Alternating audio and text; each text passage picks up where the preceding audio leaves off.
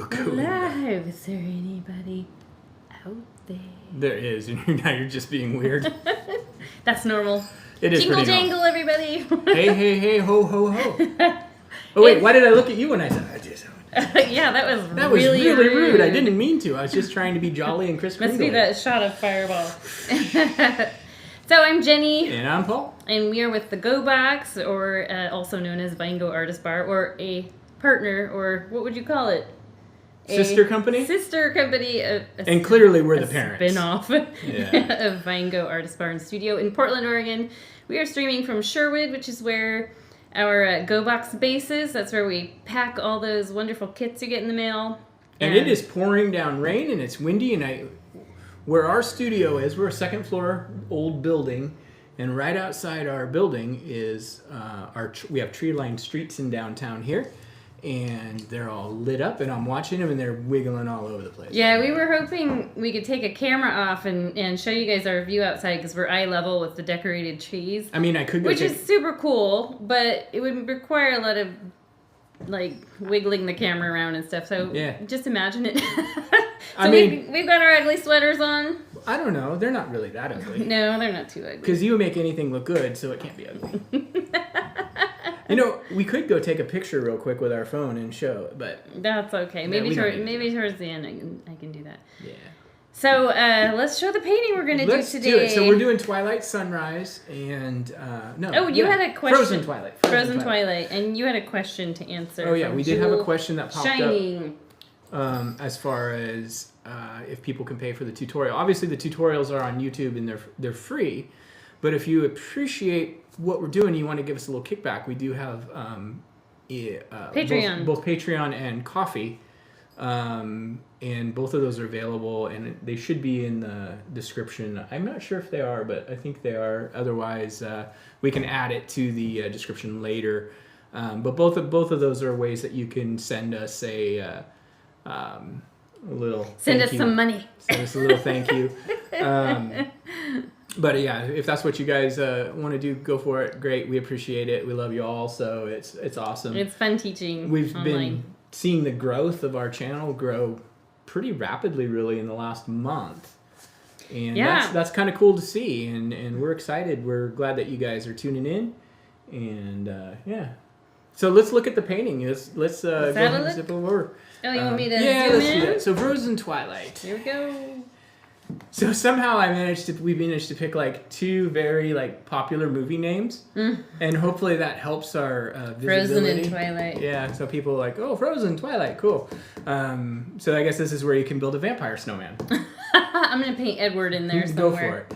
Anyway, this is a fun painting. I actually think this is a really cool painting to end the year on. This is our last live stream of the year. Wow, 2020. Bye, Felicia. Wow. Yeah, exactly. Don't let the door hit you. But anyway, so I think this is a really cool painting. And I know that when you look at this painting, it looks pretty complex. Don't you think? Yeah, it does. Yeah. It's got everything. I told him, actually, it's got everything, all the bad things. Trees, clouds, and mountains. Yeah, so... And I say bad, meaning they're ones that sometimes are a bit of a struggle. So the nice thing about this is, like, trees, I think, when we put snow on for trees, it kind of makes them a little easier. Yeah, you can cover up many evils. You absolutely can. The mountain on this one is not overly complicated, and the clouds maybe are... Excuse me, I got the hiccups. Oh, my goodness. But the clouds maybe are going to be the trickiest thing, and mostly that's going to be something that you just kind of have to not think about too much. Mm-hmm. What you doing? Flipping that around. Your OCD kicking in. Yes, yeah, definitely. All right. So, but we're going to try to break it down really as simple as possible, step by step. Any painting, if you just think about the one step you're working on, nothing else, it goes a lot easier. So in this particular painting, when we start working our way through, we'll do the sky, and then I want you to stop worrying about the stuff. I shouldn't say worrying, but stop thinking about the sky. Only think about what we're working on. And a lot of times, these paintings like this, which are really built on layering, I think it's really important not to think too far into the future either. Mm-hmm. You know, so a bell just fell off my screen. Oh my goodness! Yeah, Jenny's wearing lots of bells, so jingle jingle.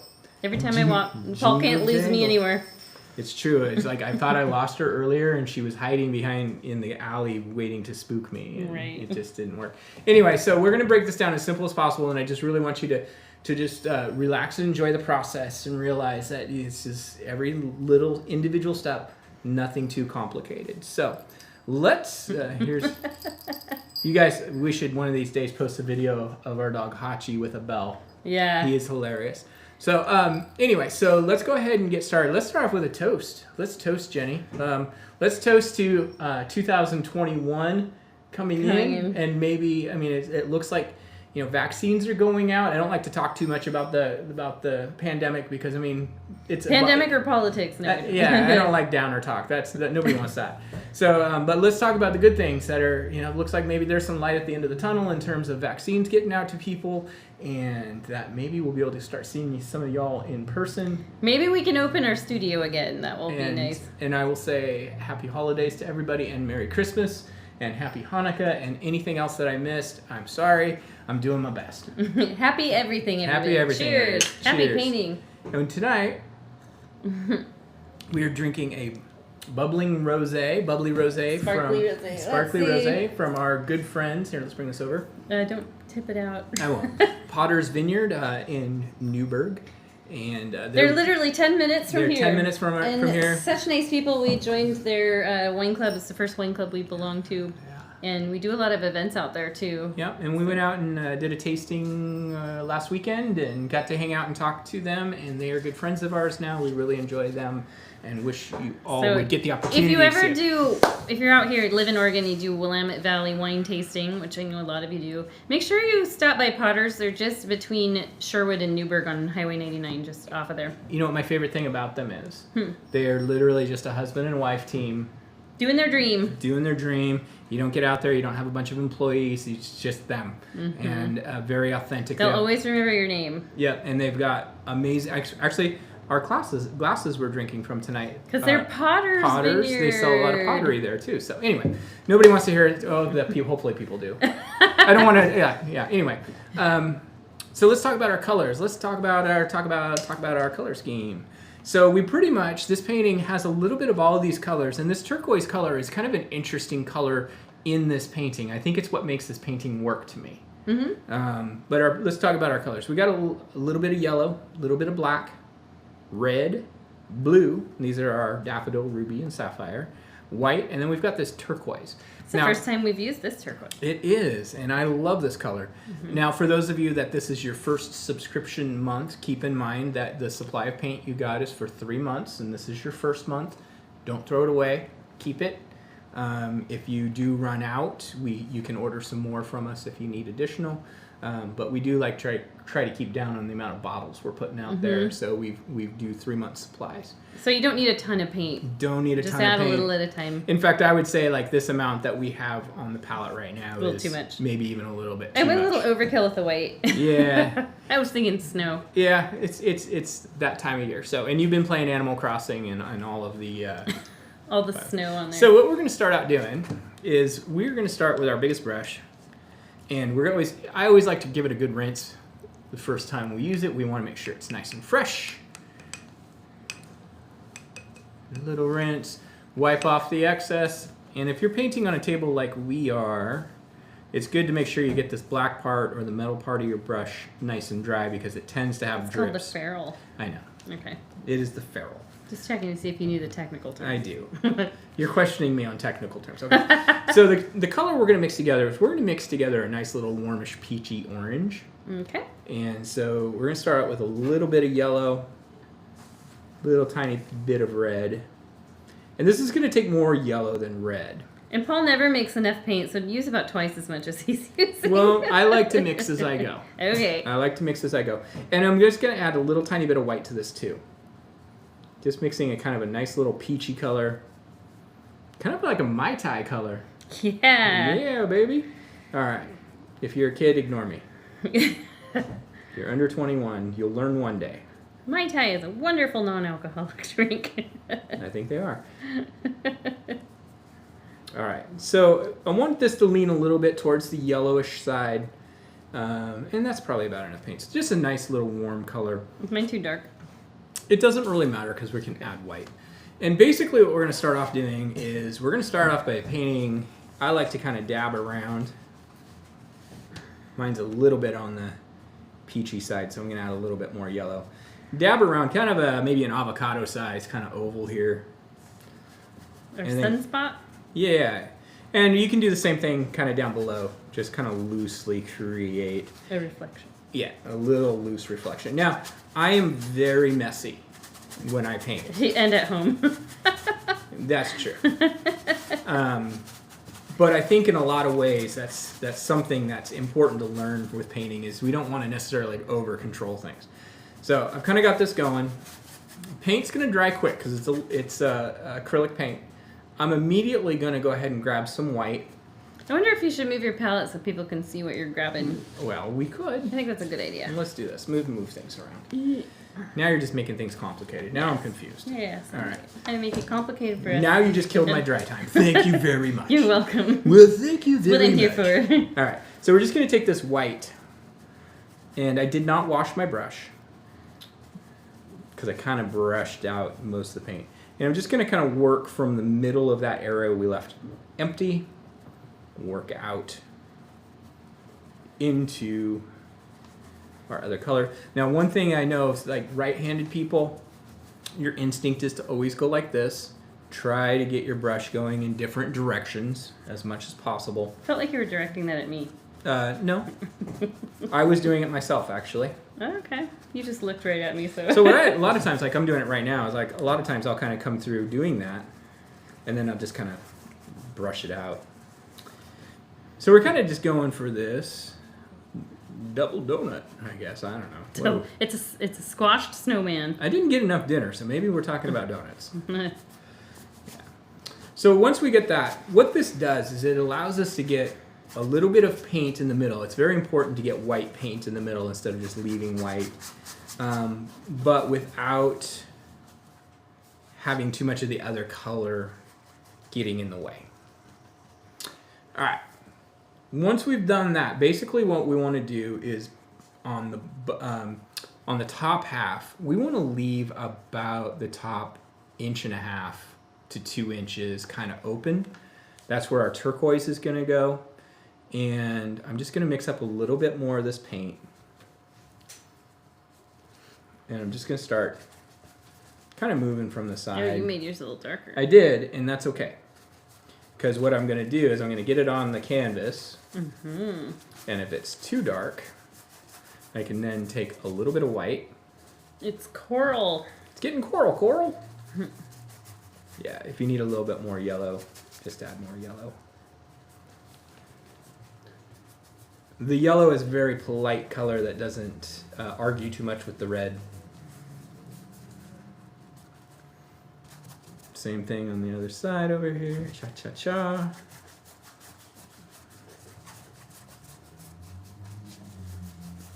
And one thing you can do, and this is really kind of an important, this is a good technique to learn.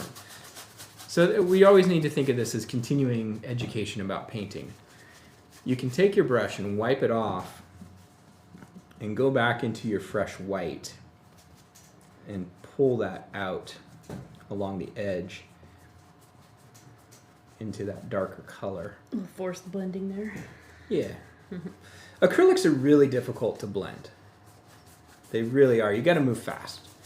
And if you feel like you lost a little bit too much white, that's okay. You can always come back when this dries up a little bit and add some more white.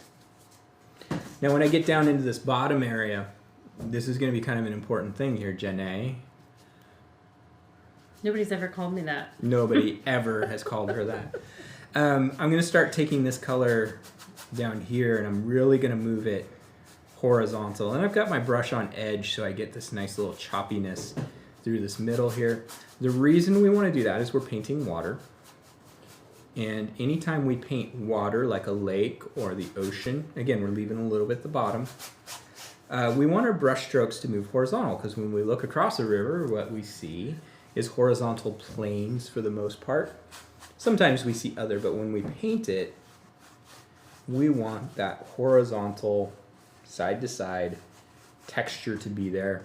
Because if we start seeing angles and verticality, it is now. Okay. It's a Shillyism. What we envision is movement. So we envision water tumbling through a stream or down a waterfall, etc., etc. So I actually have a question. Okay. Sorry, I didn't mean to interrupt you. You totally did. On a scale of 1 to 10, Yeah. how difficult is this painting compared to other Paul paintings? Because I was like other people I looked at, I was like, whoa. Yeah, I would say this is probably, like, what do you mean by, like, 1 to 10? Like, give me an example of a 1. I don't think you have a 1. I don't think you have a 7. So you think everything's 8, 9, 10? Yeah, I'd say that. I think your paintings have a... Maybe it's just because we paint completely different styles, too. I actually think that once this one gets broken down into the steps, I would call it on the 8. Okay. 7, 8 level. How about this? How many glasses of liquid courage does this painting take? A full pint of Fireball whiskey. Oh, no. I'm just kidding. I think it's just trusting yourself, taking a deep breath, and just rolling with it. One of the things that's really helpful with this part, and actually all of the parts we're going to do, is not using a lot of heavy paint. Oh, Sally Plitt says hi. Hi, Sally. Hey, Sally. Nice to see you on here. It's awesome. We have an interesting history with Sally as a friend. She adopted our old dog from us, and that's how we know her. Yeah. Our old dog that our older dog wouldn't accept. Yeah. Both since have passed the Rainbow Bridge, but we're still friends with Sally, and that's great. And her family. So I'm going to give my brush a real nice rinse. Oh, what I was saying is we don't want to use real heavy paint like you see Bob Ross doing. Because Bob Ross uses that thick oil paint, which allows this stuff to kind of sit on top. And when we're doing more of this type of thing, we kind of want to use the paint pretty thin. We want to have enough paint on the canvas that it covers, but not so thick that we're seeing a lot of texture yet. Okay. Later we can get into texture. So I'm going to give my brush a really good thorough rinse, because we are going to go right into that turquoise. So once you rinse right into it. Yeah, I'm going to dry it off and really well.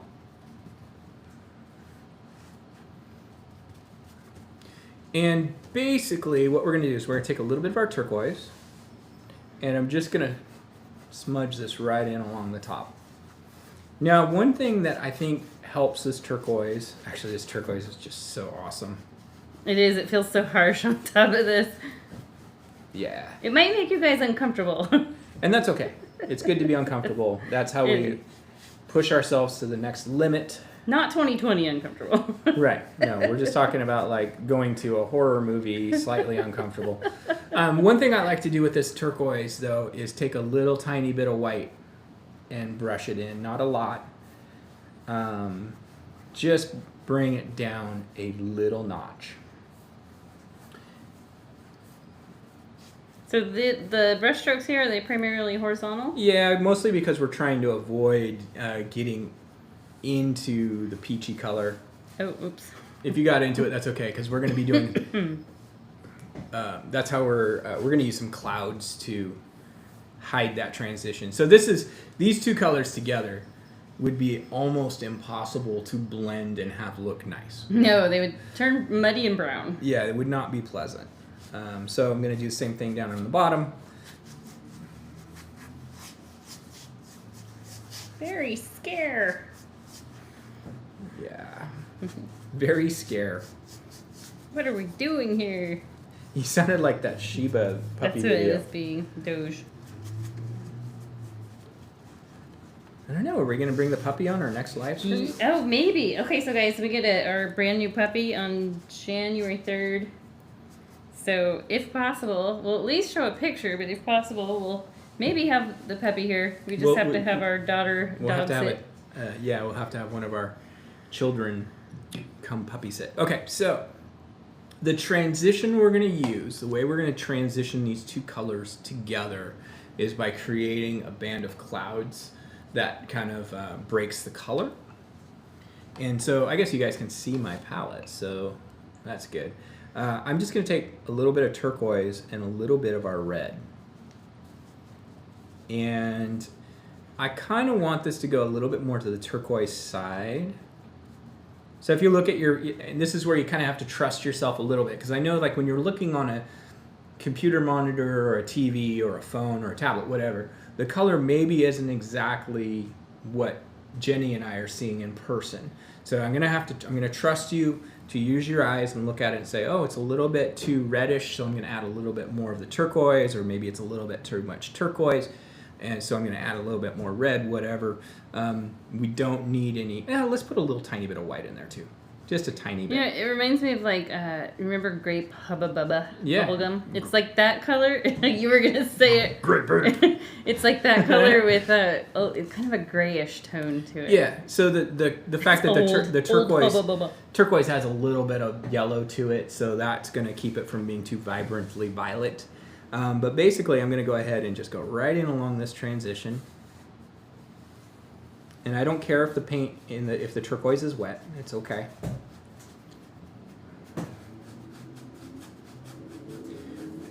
Because I'm actually going to kind of brush this into the turquoise at the top half.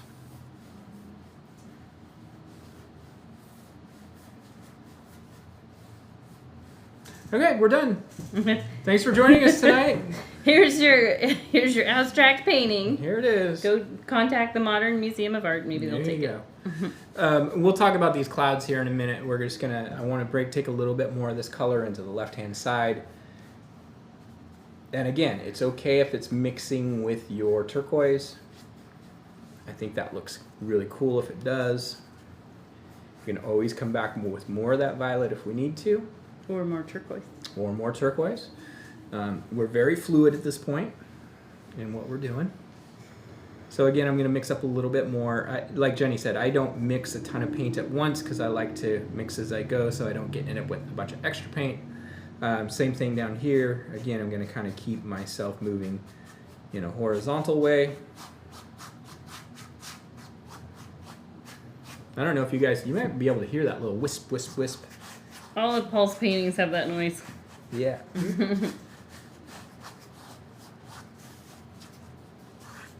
And again, like Jenny said, if you get too much of this going, wait for it to dry, and then you can come back with a little bit more of the turquoise. So we're going to kind of keep moving here and start creating, let's give our brushes a good rinse. And I'm actually going to set this big brush aside. What? So early on for you? Well, yeah, we're doing some, we're going to do some clouds. Cloudage. Yeah. Ooh, wow. Is that the right? It is the right size. Okay. So I'm going to go to a medium-sized brush. And we're going to talk about clouds a little bit. But I don't want to overwhelm people. If you guys want to get the full meal deal, maybe one of these days I'll do a full art of seeing video about clouds. I keep talking about the art of seeing, but I've done like one so video. So far we haven't here. seen any, Paul. I did one. What we're going to do is, if I'm going to bring in the original here, and what we can see is if we look in this, we can see clouds that are more in the orange range down low, and as they move their way up, they start to pick up more of the violet lavender color that we put up in the sky. So the way we do that is we actually start just by doing our orange clouds. And this is mostly yellow, a little tiny bit of red. Basically what we want is we want it to be just a little bit darker than our base of our sky. Mm-hmm. And when I'm talking about this art of seeing thing, I know, and we all know, we've all done this, when you lay down on the ground, on the lawn or the grass at the park and you look up at clouds, you see puffy shapes. You see kind of roundish shapes. But when you look out across the horizon, what you see typically, more often than not, is kind of a flat bottom edge to a cloud and then building up from there. And that's because we're looking more across the plane of the cloud versus at the silhouette of it. Yeah. So what I'm going to start off doing is we can start anywhere we want because we're not going to worry about where the mountain's going. We're just going to put the clouds where they feel like they want to be. So I'm going to start off with a bottom edge. That's fairly close to horizontal. And then I'm just going to kind of billow up from there. And we just start with this little bit darker than our sky color. It looks like you're not using a lot of paint. Not using a lot of paint because we're really doing is like dry brush layering in a way. Where we get the effect from the colors stacked on top of each other instead of just a big wad of paint that just hangs out. You don't need to get too many down low, but it's better to do a couple extra than none at all. I like to kind of start at the bottom and work my way up because then I can overlap easier. So clouds, as you work your way up, are actually getting closer to us, so they're going to sit on top and cover visually. It looks like we're going to have a giant tree that comes through, like right through here. Yeah. So this is a good time to practice. This is a great spot. And actually the other side too. Mm-hmm. Yeah, so just keep mixing a little bit and do some more on the other side. Try to vary them up. But this is just a really quick, easy way to paint clouds. I think, that I love the billowy clouds. They're so fun to look at and stuff, but they're so hard to paint and to look right. The puffy cotton balls. Mm-hmm. So you kind of do this. People automatically recognize this as being a cloud. If you, I remember, so these remind me a lot of your Twin Rocks painting. Oh, yeah. The little fingers of clouds that kind of stretch out. I remember the first time that you taught that in the studio. Mm-hmm. You came home and you were like, everybody's clouds look like cigars. They totally did. But, that was... Just learning how to teach it. Maybe. Yeah, exactly. They look like cigars and bananas. Some of them kind of look like dead trout. But again, we're talking like almost 10 years ago. And it's funny because I was looking at my Facebook memories today. And do you remember that first koi painting I did that had like 4 or 5 koi and a had lot the of beige lilies? background? Yeah. So that popped up in my feed and I was like, ooh, well, somebody's gotten better in the last 9 years. It is amazing to see like our own personal skill level has improved just from teaching. And I also think that there's a great amount of confidence in what, like, would I have attempted to teach something like this 9 years ago? Oh, no. No. But I feel like in the last 9 years, I feel like you guys can do it. I have faith in you. All right, so we're going to do a couple more here. I don't want to get too big and involved, but just going to go ahead. We can go all the way up into our lavender if we want. I love the way this looks. I love the tone on tone. The orange on orange when we're doing something like this. Because it really, if you just take out the other part of the equation, it's really just kind of a cool look. You're supposed to support me and say, yes, I agree. Yes. Can I jingle? I agree. Jingle, wholeheartedly. jingle.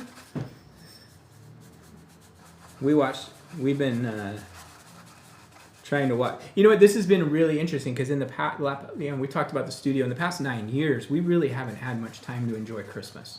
No, never. This is our busiest time of year. We're usually loaded up with... What's Christmas?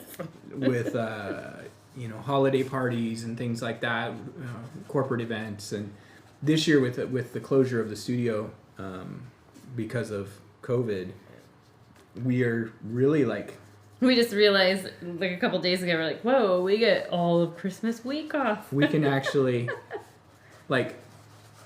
not have to be completely tied to the studio. We can actually enjoy movies. So we've been watching some more Christmas movies. We watched 2 last night. Watched a really fun new one that's a Netflix original, I believe, called Noel. Yeah. No, that was on Disney.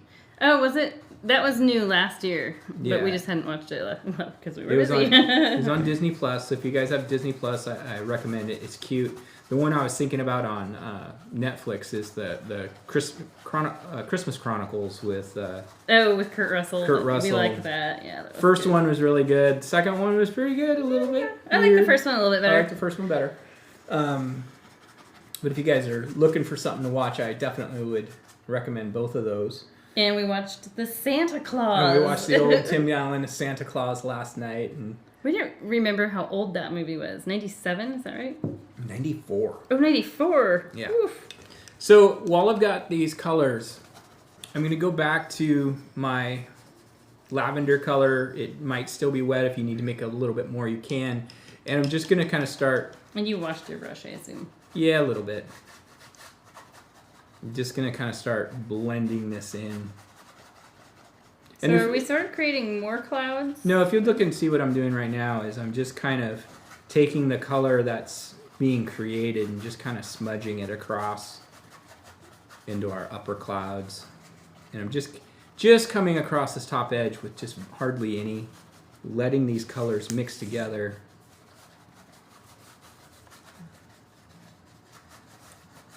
They're mingling.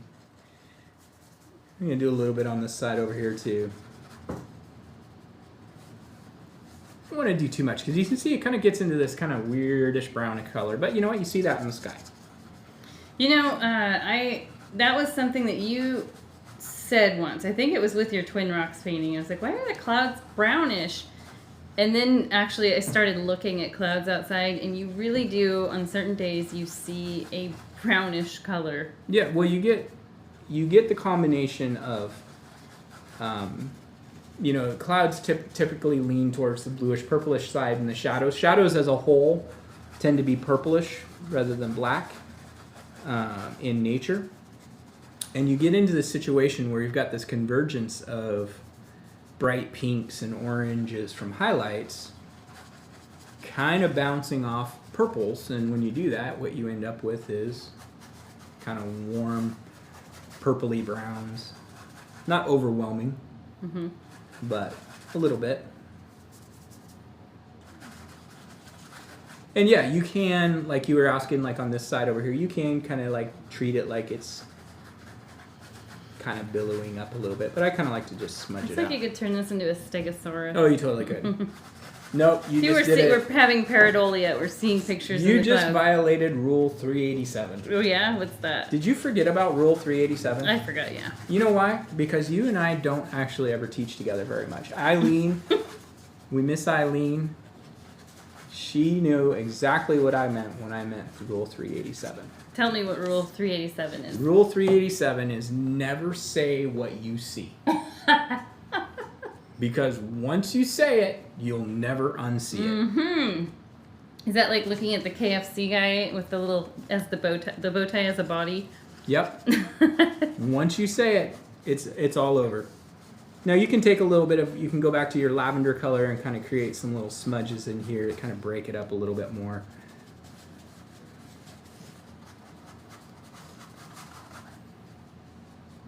Okay. We're getting there. Maybe one of these days we should just do like a really killer like cloudy sky. That's what we're doing right now. No, I mean like that's it. Like nothing else.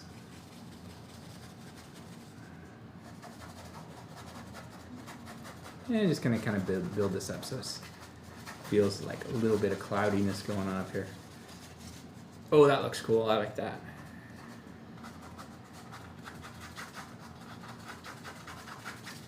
So part of the reason I like to paint with a little bit thinner paint in the studio is our paint's already kind of thin because it's more of a medium body or even thin body paint. And I think it's easier to build up and add color than it is to try to undo too much color. Does that make sense? Yep. I hope so.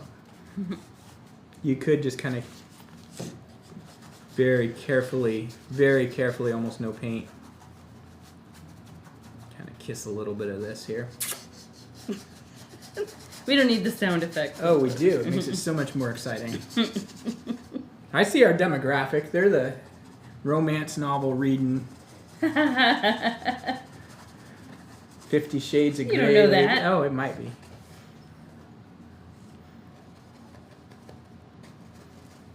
We've actually encountered Fabio on more than one occasion. Yeah, I don't think we've ever talked about that on here. Maybe we have. I can't remember. I don't know. You guys know Fabio. If we get up to 10 likes by the end of the video, we'll tell you about Fabio. We'll tell you our Fabio story. Yeah. Stories. Mm-hmm. And I always feel like, you know, there's like celebrity encounters that you have, and you're like, people are like, oh, really? And then there's celebrity encounters you have, and people just start laughing. Hey, don't put down Fabio. No, but and it's not like it's a bad thing. It's just like you don't expect that. Right, like we have some close friends that spent a whole night drinking with Andy Dick. Right? And who is that? I can't remember. Oh, Jill and Ryan. Oh. and like I always think like, oh, celebrity sightings. Oh, I saw Ben Affleck at the grocery store, but it's like, no, I spent the whole night drinking with Andy Dick. And you hear that, and you kind of can't not laugh about it. You're like, are you serious? And that's kind of like Fabio. It's the same way. And it's like, yeah, I ran into Fabio, and it wasn't a big deal. I mean, it really wasn't. But I feel like Fabio's one of those that you just kind of laugh. Oh, we got a question. What's the question on there? There's not a question. Helen Denola says that looks beautiful. Oh, thank you, Helen. Thank you. Yeah, that's really nice. That's encouraging. Like Jenny's closest to the monitor, and I don't like to wear my glasses when I'm painting. And he's blind as a bat. Blind. So I appreciate that. Thank you so much. Mm-hmm.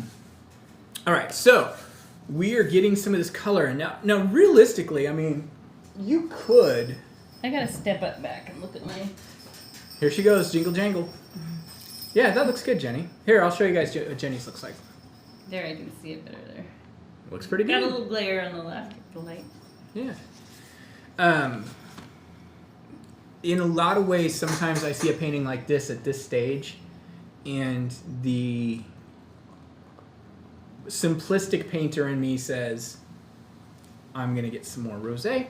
No, I look at a painting at this stage, and I think, if I put a frame on this at this point, I would be happy with it. Like, this is something you could put on the wall at this point and be like, it's cool. But then there's the part of us that wants it to be further resolved, and that's an important part too. It's hard to just stop a painting. Let's resolve it. Let's resolve. So we're going to use more of the same color. Let's switch back to our biggest brush. Now, when I say our biggest brush, Jenny and I are using a 1-inch wide flat brush. It's called a wash brush. Anything 3/4 of an inch and even up, a half inch would be even okay. a half inch. Actually, to be honest with you, you could do it with the medium-sized brush that we're using. It's really that would be so. Oh, I would. That would be. I feel like so much effort. It would, but sometimes that's a nice challenge. I think it's a good sometimes it's good to take a whole painting like this and do it with a medium-sized brush or the biggest brush. But we're using a 1-inch wide flat wash. 3/4 works, half inch would work, 1.5 maybe a little too big. But we're gonna mix up more of that lavender color. It's just our turquoise and our red. I'm gonna add a little bit of white for opacity. The other thing, wow, I went really up like a whole octave right there. That was funny. The other thing that I've learned from the Mr. Ross is adding a little bit of white, you actually get a better feel for what the color actually looks like. Okay. So I'm going to start off by painting a line. It looks like some of our clouds might end up going behind our mountain. They absolutely will, and that's the way clouds really are. Yes. Sometimes they go over. They were over it today, remember? Yeah. Yeah. And you don't have a situation where the clouds are like, oh, sorry, Mr. Mountain, I'm just going to move to the left a little bit. So we don't paint Let me part for the picture. Right. So we just kind of we don't worry about all the stuff that's in the background. So I'm just going to go across my horizon line. And what I want to create is I'm actually going to use the width of my brush. Kind of create a nice thick band. Oh, that is thick. Yeah, about 1 inch wide. Now, while we're doing this, I'm going to wipe my brush off. Let's bring it down a little bit. I'm going to wipe my brush off, and what I want to do is just very carefully kind of scrub back and forth along this bottom edge. We're creating a little shadow. A little soften it up a little bit.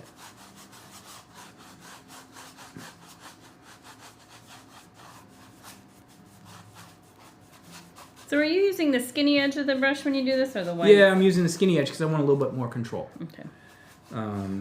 You could use the width, but it's really easy to get a little out of control there. All right, so mountains. It is stormy outside. Good grief! Did you hear that tree hit the building? Did it? It happened earlier today, but I think I hear people outside too. Yeah. People are partying. Yeah, I don't know why. It's all outdoor dining, and we got two. Yeah. We're surrounded. We had live music last week. Yeah, it sounds like there's music tonight too.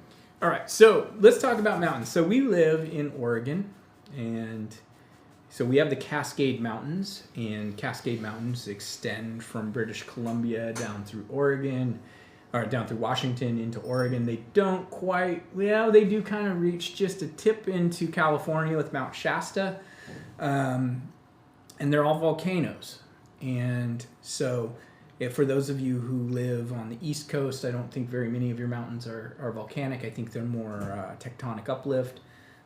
Rockies are tectonic uplift. Yeah, I'm a science nerd. What can I say? But we want to create this kind of, we've kind of got a generic cascade volcano. And what we want to do is, let's just do this real simple.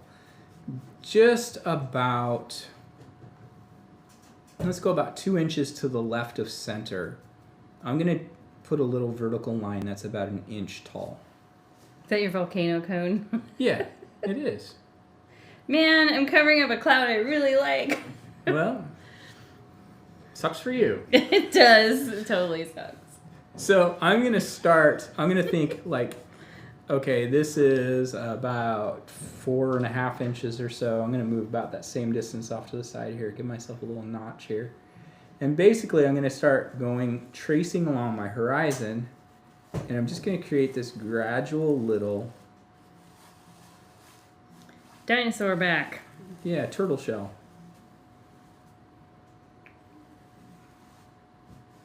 That kind of just flows into the horizon line. Go ahead and fill that in with our same color. We've just pounded. What kind of mountains are you painting? We're just pounding some fireball. No, we just painted Mauna Loa in Hawaii. Totally. It looks just like that, actually. I'm not going to get into the story of my son and I talking about Mauna Loa.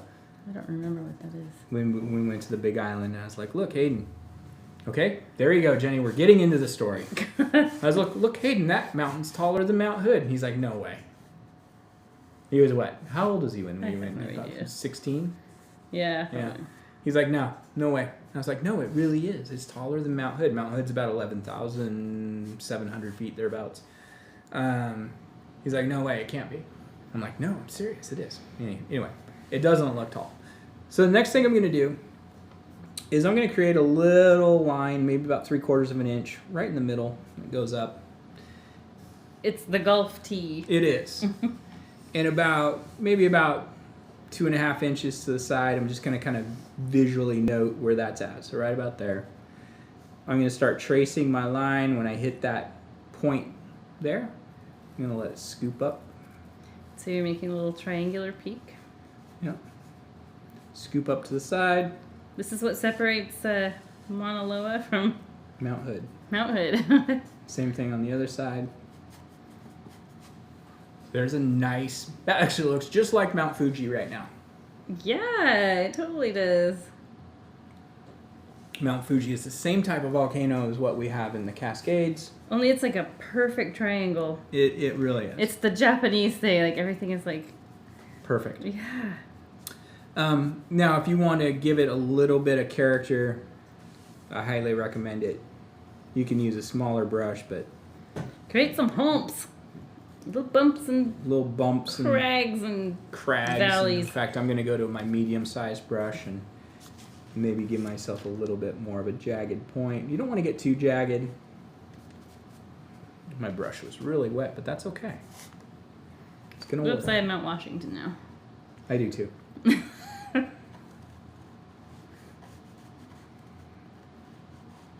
But whatever you do, don't get too crazy. You want to add some shape and some character to it, but you don't want to be like out there, man. Why not? It's a painting. You can. You can if you want to. But if you'll notice, if you look at my painting, it looks like the mountain kind of just blends all the way across the whole canvas. It's not like a straight across, witch hat. You know, we want this to really flow out. I do like this to kind of maybe start to trickle up just a little bit on the edge of the canvas, and it just kind of is a visual thing for me.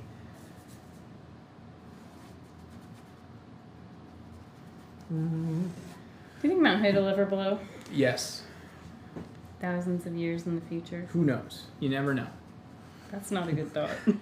Well, I mean, you and I both experienced Mount St. Helens, so we were young, very young, but I remember it, and you know, there's all these things that they talk about where we live here in the Portland area. We talk about Mount Hood. People up in Seattle, they talk about Mount Rainier. Now, Mount Rainier is actually pretty active, earthquake-wise. And then we talk about the big earthquakes. Oh gosh, yes. You know, so it's always like, I remember the last earthquake we had when I was like, we could feel, I think you and I. There's still some 2020 left. There's still some 2020 left. But I remember when it happened, I think I was in high school. That was, you remember that one, right? The Mount Angel one? Yeah. Yeah. So Jenny and I we're only 4 days apart in age. I think it was senior year. Yeah, senior or junior year. But I remember that volcano or that earthquake and like hiding in the closet and yelling to my parents, "Is this the big one?" You know, because they've always been talking about like we're supposed to get some like 9 Richter scale 9 or something like that up in the Portland to Seattle range. And it's just like, whoa. Every time you start to feel it rumble, you never know. Okay, so I'm going to take a little bit more of this color. And I want to just kind of really lightly, very little paint. Middle brush? I like to, the middle-sized brush. I'm just going to kind of suggest. This is where we've all heard of Impressionism. We're going to impress. Nope. I like to use the term suggestionism. Oh, yeah. You know, I think that's actually I think I've actually heard that used as a term. You probably heard me use it. Probably. Because we're not trying to impress anybody. We're trying to suggest somebody. We're just trying to suggest that there's some reflection going in our water here. I really like having the monitor. It's almost like stepping back from the painting. It really is. Just a little smudging. There we go. We'll clean this up. Yeah, that works. I guess I need a little bit more on this side. Just a little suggestionism. Like right here, you've got this really dramatic scoop that you need to fill in. I know. It's there. What would I do without you? Exactly. You need me to remind you of these things. It's okay. My mountain peaks don't really line up. It's water. The water's flowing. Yours is... It's actually really hard to line that up without actually like... It is. Yeah, mine's I've actually never done the draw the line thing, but that was kind of smart. To create the peak? Mm-hmm. You've never done that? Nope. So you should take my classes. I should take your classes much more often. Yeah. So we can always like... That's good. I'm happy with that because we're actually going to create like this little band of trees there that'll kind of fix any abnormalities, kind of break it up. Right now it looks a little bit funky because it's kind of like, we'll be fine. In fact... Hopefully. We're all banking on you, Paul. I know. It's like... I just want to make sure, every once in a while I like to check on our sheet, make sure I'm going down the path because, Jenny, I know you say that some people probably use their sheet in conjunction with the video. So I know I would. I don't want to get too far away. Something to point out too is like these videos, even though they're live, you can pause it at any time. You can back up. Like if you need Paul to shut up and need him to be quiet for a you little can bit. mute it. No, that wouldn't be very helpful because I'm teaching it.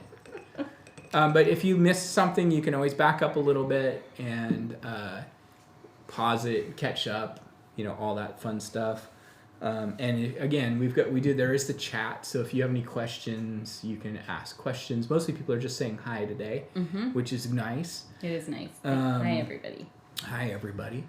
And if you're just coming across the video, we kind of have to plug this a little bit once in a while because our videos are kind of long. Especially now while our studio's closed. Plug away, Paul. Plug away.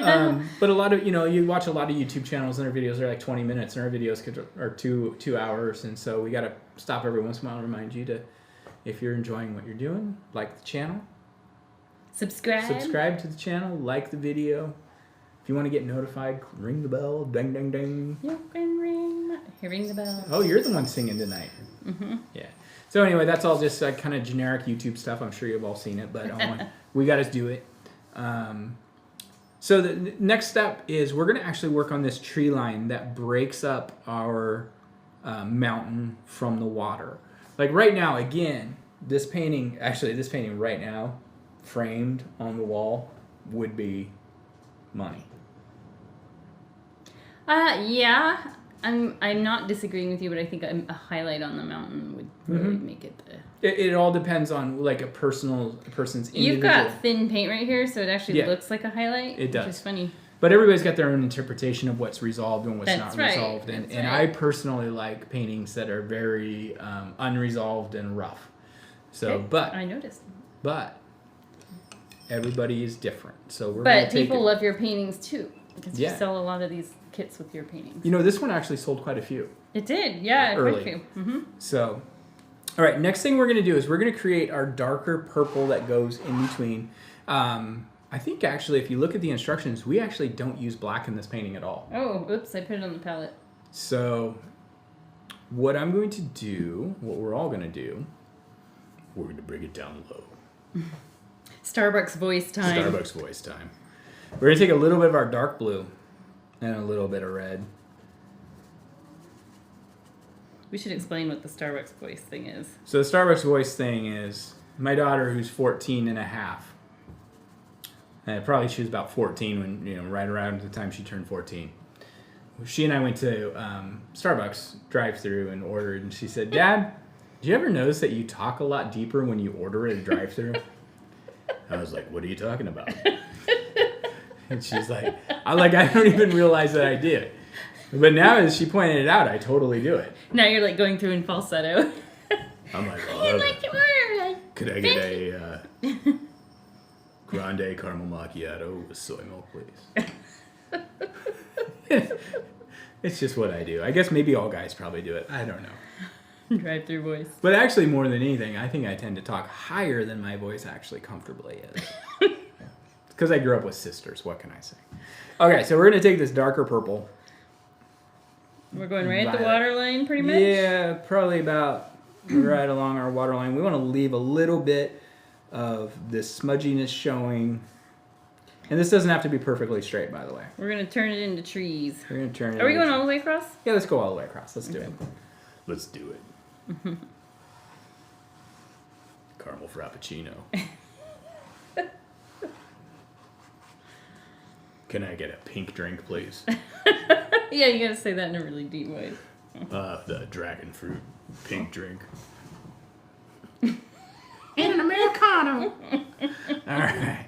So what we're going to do next is we're going to create these background trees. And I know instinctively when I tell you trees, you're going to want to paint branches on the trees.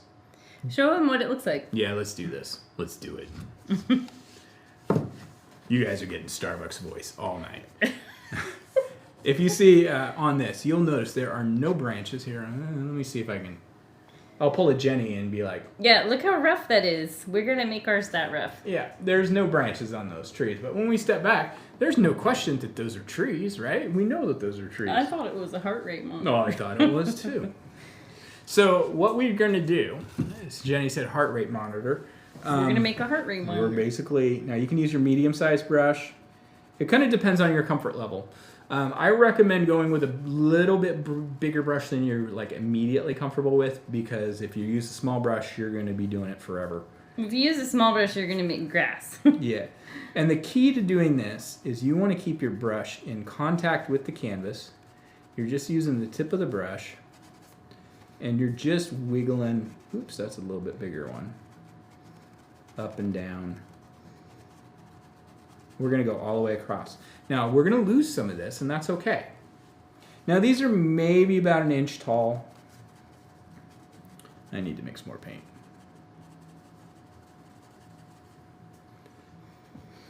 Maybe about an inch, half an inch to an inch. I like to go a little bit taller as I get towards the outside edges. So I really think, like, when I paint something like this, I'm not thinking about it in context of, I'm going to be putting a big tree here. I'm going to go ahead and paint it as if this is the last step. Wow. I think we should always paint that way. We should. You never know what your last step is going to be. Wow. That's a daunting thought. Wah, Oh, you're going up wah. the hill here. I am. I'm just going to go ahead and go up the hill. Maybe it'll get covered by a tree. Maybe it won't. The main reason I like to do it this way is you don't know. Maybe there's a hill there. Well, you don't know where your branches might fall later. What? Like when you paint the big tree. Oh, You don't yeah. know where you might have a gap between branches, so don't set yourself up to have to go back and fix this back part. Just go ahead and paint it like there's no tree going to be in front of it. I probably went a little higher than I did that on the original. I like to, when I get to these outside edges, get at least one or two up into the sky. That's what I did. Yeah. Go back the other way. You know, these colors would make a really nice desert landscape. Oh, totally.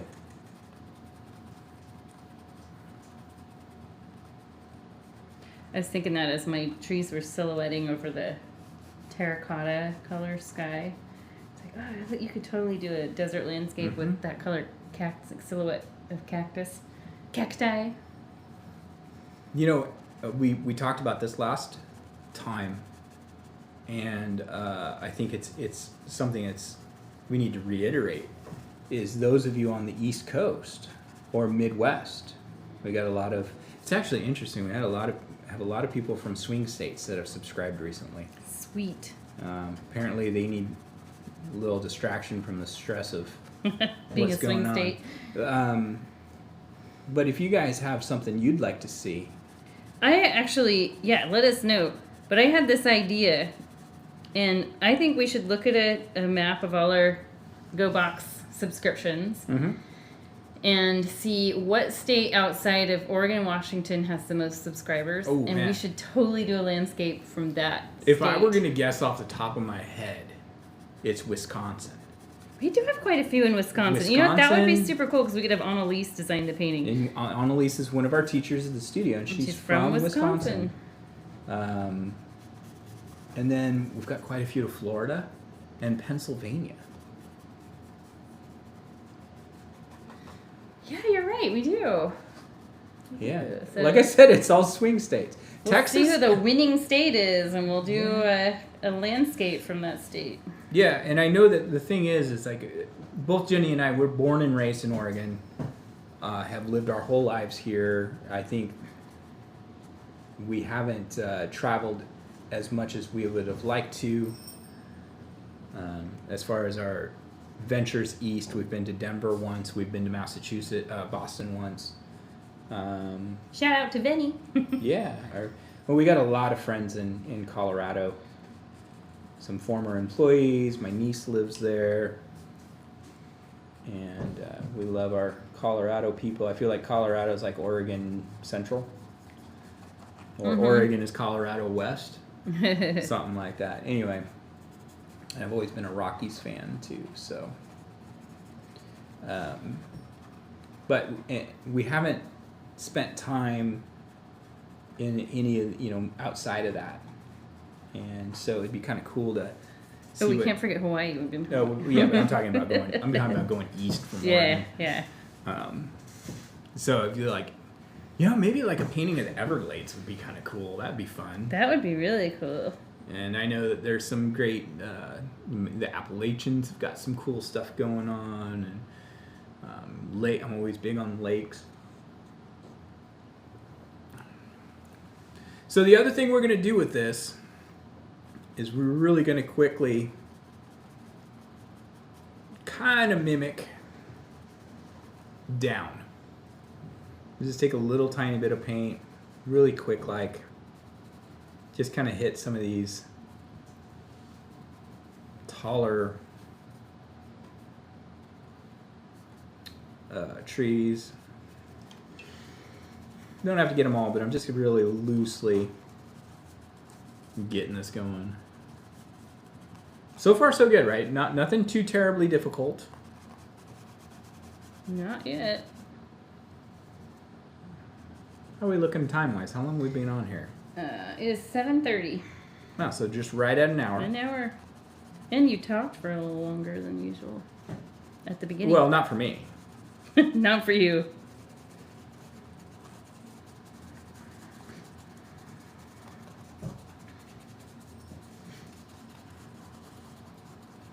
So I think we're gonna do some more kids paintings coming up, yeah? Yeah, I thought about doing, I don't know if I'll be able to fit it in, hopefully, but I thought about doing a winter break kids survival pack where it's new paintings and maybe a little batch of them, like 3 paintings or something that kids can do while they're away from winter break, or away from Zoom for winter break. They come onto YouTube. Take your break from Zoom and go to go YouTube. to YouTube. But anyway, it'll give them some crafty activities to do. And so yeah, I've got some ideas in my head. I already have one painting designed, the little umbrella octopus that I need to teach. Yeah, I had planned on doing it, and then our busy season hit, and haven't had time to make a video of that yet. And then someone suggested a penguin, so I've already got a penguin designed. And we got a request for a Dapper Otter. A Dapper Otter! That would be cute. Oh yeah, with the top hat and everything? With a, I think you were telling me about bow it. tie and glasses. Or a monocle. That would be phenomenal. You know, otters are underrated. You never really see cute things dedicated to otters. Otters see, like, are... cute penguins, cute polar bears. Cute, Otters are rad. They are. They're like the cats of the ocean. Make sure we get cats of the ocean. I like cats in the ocean. All right. So we're going to take this to another step. Now, what we're going to create next, let me bring this in. What we're going to create next is the foundation for this little finger of land that comes out into our water. Okay. We want this to be just a smidge darker than what we just did. So we might want to add just a touch of black to the same violet color, just so that we can see it. You could technically do it without it, but I think it'll help. And we're basically going to use the same color for this bit. It's called a spit. It is? Yeah.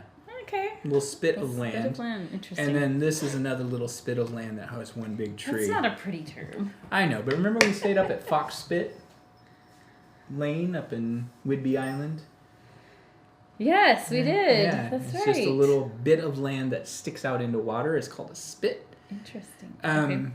Now, obviously, I mean, you could do the same colors you used back here because we create separation by putting snow on this.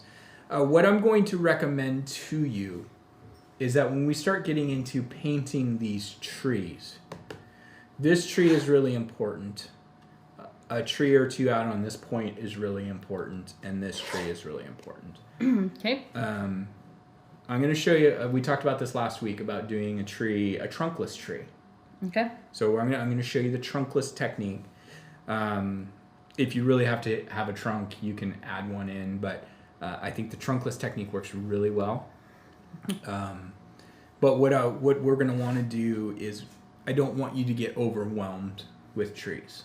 Okay. So, and this is why I like doing the trunkless trees, is because you can do a tree and then do another tree. And a lot of times when we do a trunk, people go in and paint a bunch of trunks and then realize they absolutely hate painting trees. And then they're committed. Yeah, and then you're stuck. So what I'm going to do is I'm going to mix together. I feel like I've been talking all day. That's me every day. So I already did a video today, so I technically have been talking all day. So I'm going to take about equal parts blue and red. And I'm going to add just a tiny little bit of black. I just want to darken it up a little bit. It just wants to be a little bit darker than what we just painted. And I'm just using my medium brush to mix this up. And basically what I want to do is I want to start just about the middle of the canvas and maybe down about a ½ inch from our perceived short. Wow, I just did what you did earlier. A little spittle. About a ½ inch down below our far you spit on your canvas? Yeah. So right about the middle, about a ½ inch down. And basically, I want to kind of create a horizontal-ish line. Like so. And this is going to kind of come up into here. And you should be able to just tell just a slight difference between the background and this part.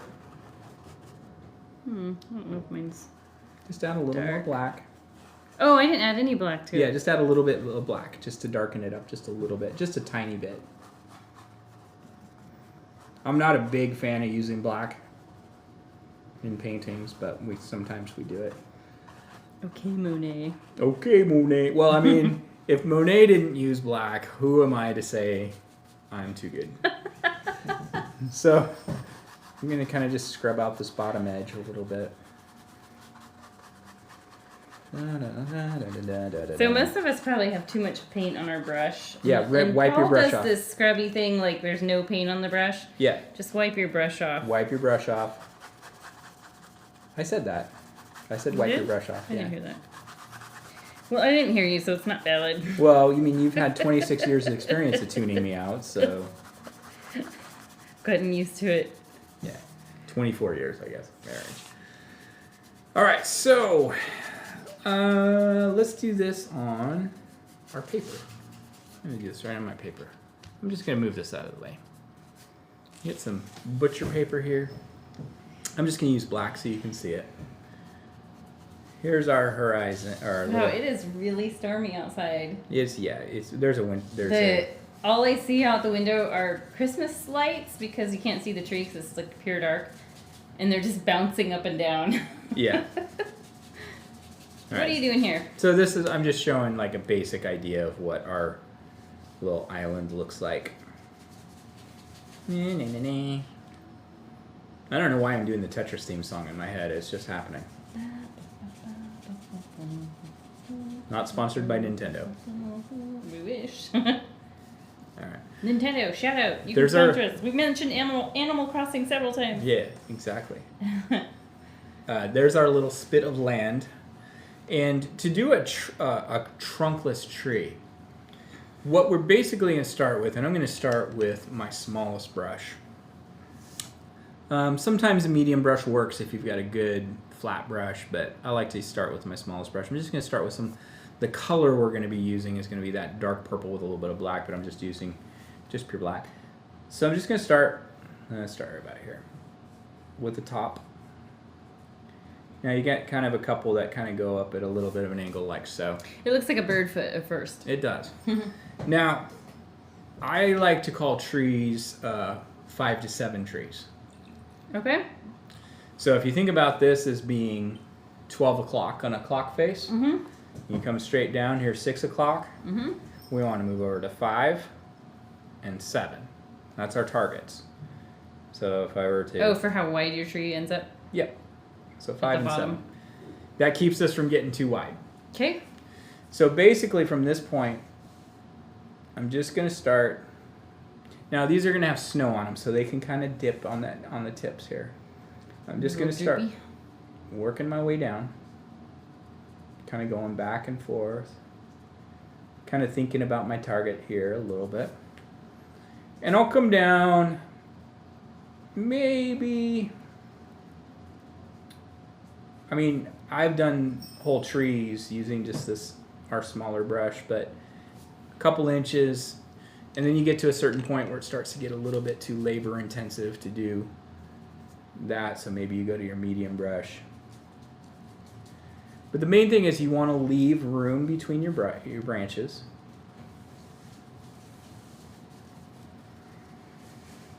And the reason we don't do a trunk, maybe that would be important to tell people. Probably. Let's go ahead and get going. Let me finish this off real quick. I'm just going to keep going down to the bottom. If you've ever been to a Christmas tree farm and cut your own tree, you know you don't stand on a step ladder to cut it. You get down on your hands and knees in the dirt because the branches go all the way down to the bottom. Just like that. So that's a good, maybe get a little bit of some, maybe take your smaller brush and kind of break it up. One thing, when we do it on the canvas, don't be afraid of the edge of the canvas. Just let it go off the edge. Now, the reason I do it this way is what I have found in teaching, and Jenny, I'm sure you've seen this before too. We start with a trunk.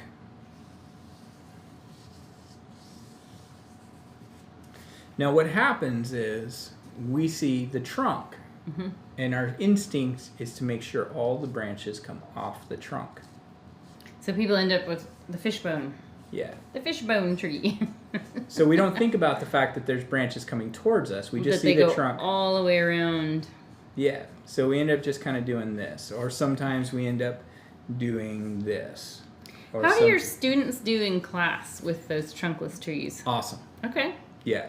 Actually, last time I taught this in person, a lady came up to me after class and was like, "That was the first time a tree ever made sense to me." Okay. And she's been in several times. And the reason is again, it takes away our instinct to just stick them off the side. And so, and I don't know. I like that one on the right. If that's what you want to paint. It's like the Charlie Brown Christmas tree. And I'm not going to be art snob enough to say you can't paint it that way if that's the way you want it to be.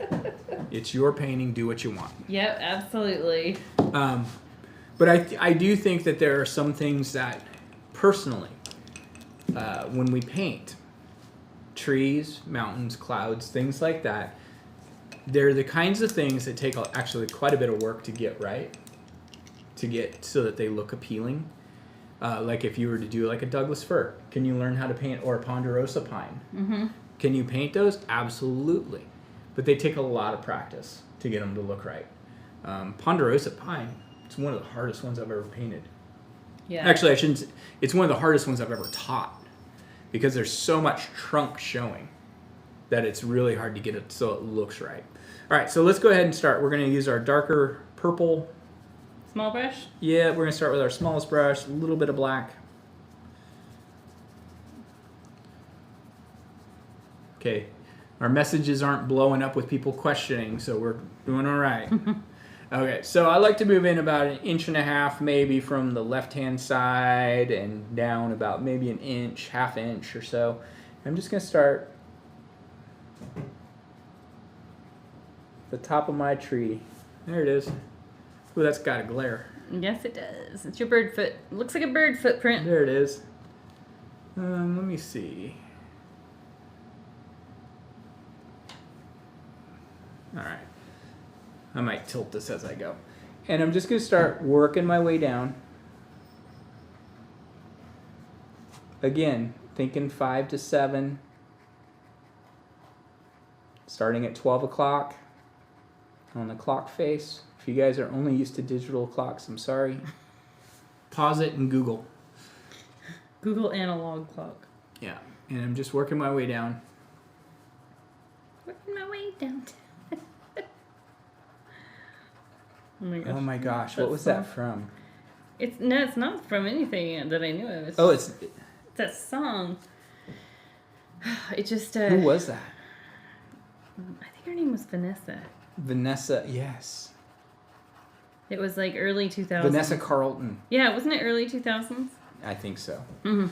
All right, so just gonna mine's getting a little bit pagoda-y. I like that floating tree. Yeah. Red Bull gives you wings. So mine's getting a little bit too symmetrical. Pagoda-y, huh? Yeah, I'm gonna break it up a bit, make sure that there's a little bit more variation. And about this point, I'm gonna go ahead and switch to my medium-sized brush. And you could do your biggest brush, too. That works. Just keep in mind that when you add the snow to this later, it covers a lot of painting sins. It does. I think what's really a nice thing to do is make an intentional big gap once in a while. But just do it on one side. I swear I hear live music again tonight. Yeah, I think it's just some acoustic guitar amplified. It's a little nicer than what they had last time. Mustang Sally! Yeah, we were making fun of that music all the way home from here last time. So there's more to that story. Because both Jenny and I have been around music. Actually, we met in music theory class in college.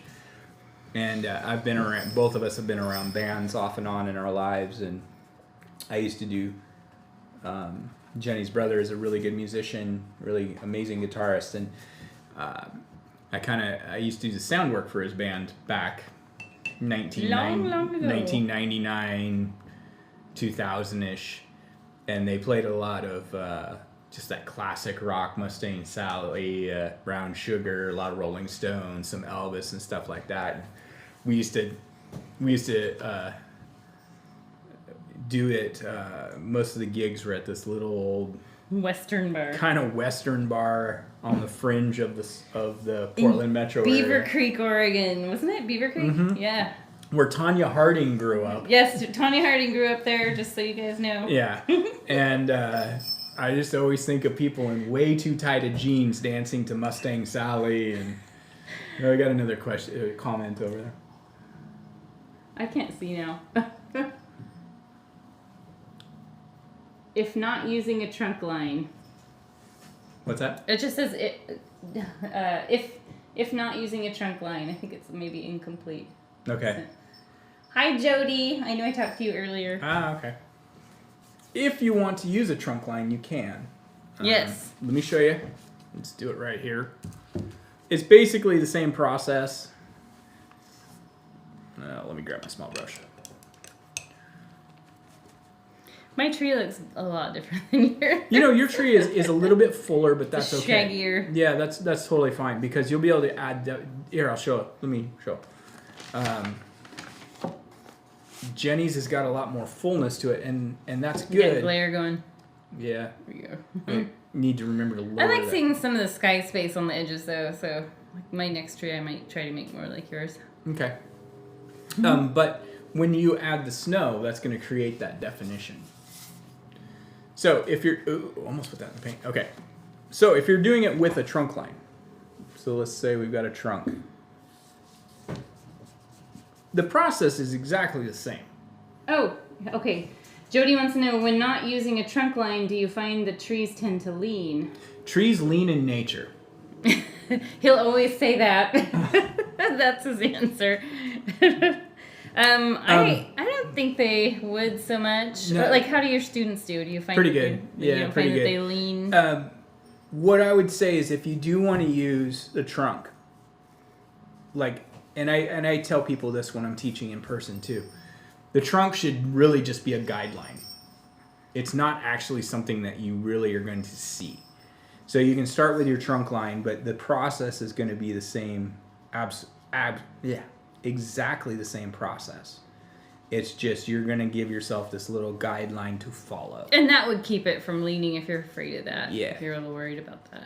But again, like I said, trees do tend to lean a little bit, so it's okay. Just make sure you keep it nice and full like that and avoid the fishbone. The other thing is I see a lot of times when people use a little brush, they tend to do little... Yeah, I see a lot of that. Little tiny tree branches. Yeah, and the problem is when you step back from that, it looks the same, but when you look up close, it looks really broken. Like it feels like it's evaporating or something. So I actually like Jenny. You like me? I do. I mean, we've been married for a long I time, hope you like so me. I hope it works out. 24 years? Is that how long we've been married? I always forget. You remember and I forget. I like how full yours was. So I don't know. I probably should have like some silver or something by now, right? What? You know how like at 20... Next year. What do I get next year? Silver. We our, both get silver. Our kids are gonna go on like some wacky TV show and sing a song to get us a silver platter. Yay, the Brady Bunch. Yeah. All right. God, could you imagine our silver kids? platters. It'd be like the Goth and the Hermit. All right. So now what we can do now is I do think it's nice to put a couple small ones out here. So I'm going to go ahead and create It's also kind of cool, though, how you have this gap of water back here. So that's actually something that you can leave a little bit of gap. That works good. So you're using the same color? Yep, same brush color. or a little brush? I'm using, and actually these ones out here on the end, just going to do the smallest brush. I'm not even going to switch. Okay. A lot of times what I'll do, too, is, like I've kind of got this kind of taller one right there. Sometimes I'll go right over it, or sometimes I'll intentionally miss it. This is our small little detail stuff. I think the thing that's really nice about this type of tree is, again, we learned it last week. What did we learn? Putting the snow on it really forgives a lot of painting sins. Yeah. Let's do another one right here. It's like the painter's Band-Aid. It really is. Like, you could almost paint just like a triangle and then just put snow on it, and it's like, it's good. Yay, Christmas tree. So a couple there. That sounded really unconvincing. A couple there. All right. A couple taller ones here.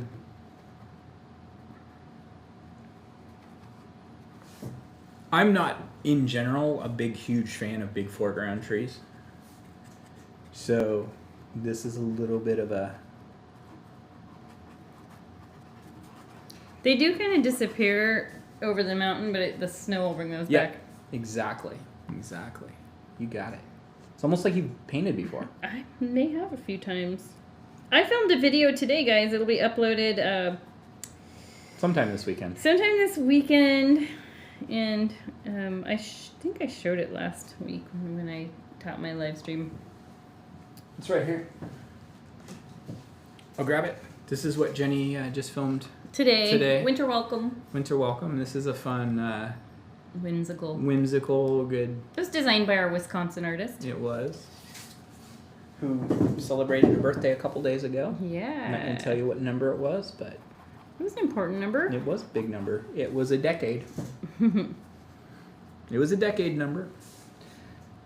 So the nice thing about this, like where we're at right now, is you really almost just kind of the tops of the trees. Mm-hmm. And I feel like the tops of the trees are the easy part. Yeah. So the bottoms of the trees, you can do whatever you want. They just kind of blend in. So I've just kind of got like these 3 smaller ones and a couple littler ones out here on the point of the island. You can do 3 if you want. Again, this is kind of like a comfort level thing where it's like if you're comfortable with doing more, do more. But if you're like, oof, I better pull up the therapist's phone number Monday morning, stop yourself. It's like no painting is worth, mental trauma. So this is supposed to be relaxing and fun. I don't know. I expect Michelangelo to have a little mental trauma painting the Sistine Chapel. That was just blood flowing to his head. Laying on his back on scaffolding. That was just... you realize that guy knew it? Like, he was like, I got this. do you think Michelangelo, like, literally went like, I don't know. I don't think I'm good enough. No, he was like, I got it. I got this. I'm going to make this guy sick.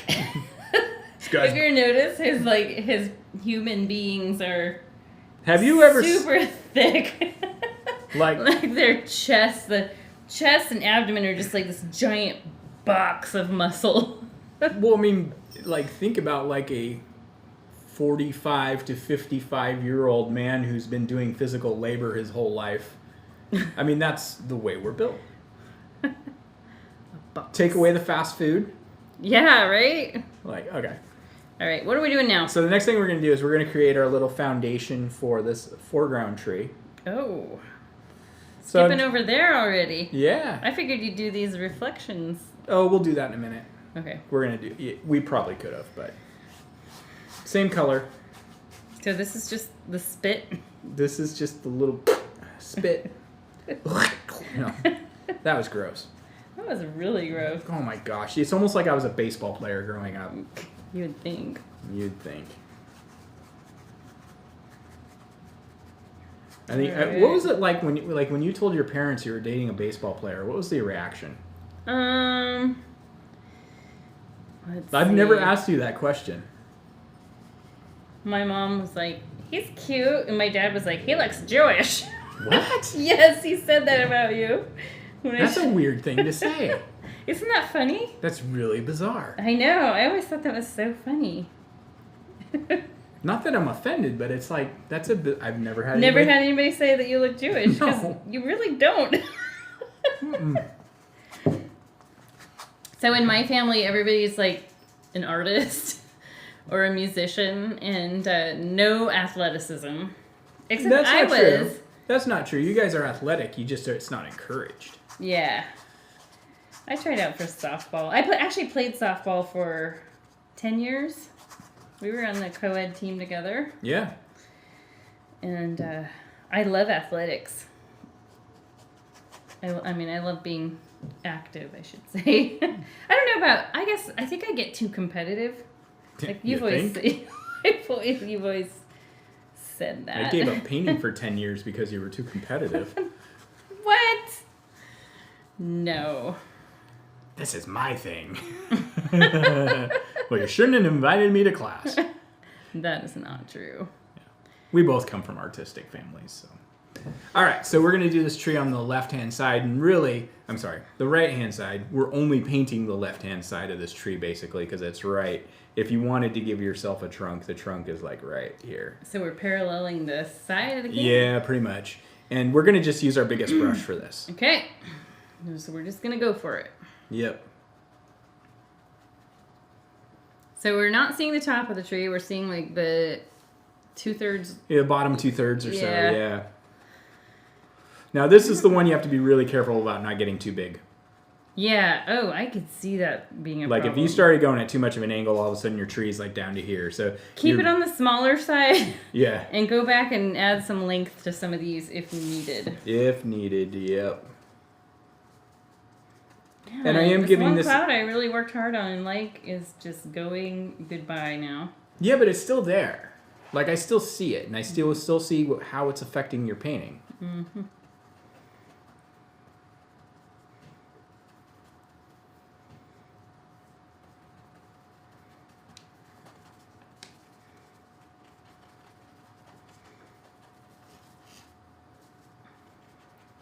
This is considered an eye stopper. Really? It's what is put on here to prevent your eye from just drifting off the side of the canvas. Okay. This is a art composition element. So I think it's important for people to understand it eventually. We're not here just to... We're here to really teach you about what's going on. We're here to teach you eye stoppers. Exactly. Well, everything in a painting has a purpose. Right? I guess so. I mean, even if its purpose is just to be there. So, like Jenny had said, we're going to go ahead and wipe a little bit of paint off my brush and just kind of use some extra leftover paint. But I'm just going to create this little, very light little reflection just by very lightly smudging along this bottom edge. That works. Mine is definitely an eye stopper, and I don't know It if is that's an a eye stopper, good and way. that's good because what it does is it brings your. And I'm going to show you guys. I'll show you what Jenny's got. No. Okay. It's okay. We're kind of in the same. You did. I really like your tree on the right hand side. It looks better than my tree. It's a little wonky. It needs It's okay. Needs some help through the middle. So from an eye stopper standpoint, what it means is this dark barrier. Both of these, they create a frame that keeps our eye. Like our eye stops at dark elements, and it's drawn towards lighter elements and contrast. So with these darker... So it's an eye stopper right now. Yeah, and it still will be. Until we put the snow. It still will be. But what it does is it draws our eye back into this area here. Mm-hmm. Yeah. I can see that. It creates a nice little frame. It does. Okay, so we're actually... Time-wise, we are 8 o'clock. Wow, we're doing really good. Because we're just about at... we're going to start adding some base of the snow. Okay. So snow is in this case is... Oh, wait, before we do that, I'm sorry. Gonna reflect those other trees. Yeah, I've got a little ADD going on right now. All right, so a little bit of our same color, and basically you can add a little tiny bit of white to it, I think. So is this suggestivism or whatever you called it? Yeah, exactly. I added a little tiny bit of white. Oh, so why'd you add the white? Just so it's not quite as dark. Guess that makes sense. Okay.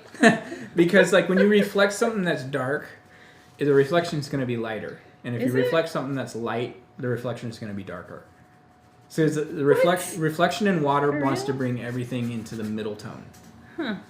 So it desaturates it no matter what. Apparently I need some art of seeing video. You do. You know, and I know your grandfather was an art professor, but you never took classes from him. No, he died when I was 2. Yeah. So it's okay if you don't know this stuff. So actually, my grandfather, this is kind of a cool thing. I actually found out, I knew he had illustrated a Hot Rod magazine cover. And because my parents like had it framed in the house while I was growing up. Hot Rod magazine is still around, and it's such an old magazine. And I found out that his was one of only 3 illustrated covers in existence, that's a huge big deal. You're talking about hand illustrated drawings, yes. not photography, right? Mm-hmm. Yeah. And not generated with a computer. No. We're talking like 1960s. Yeah. Now that's the one that's that he did the illustration of your grandmother washing the car?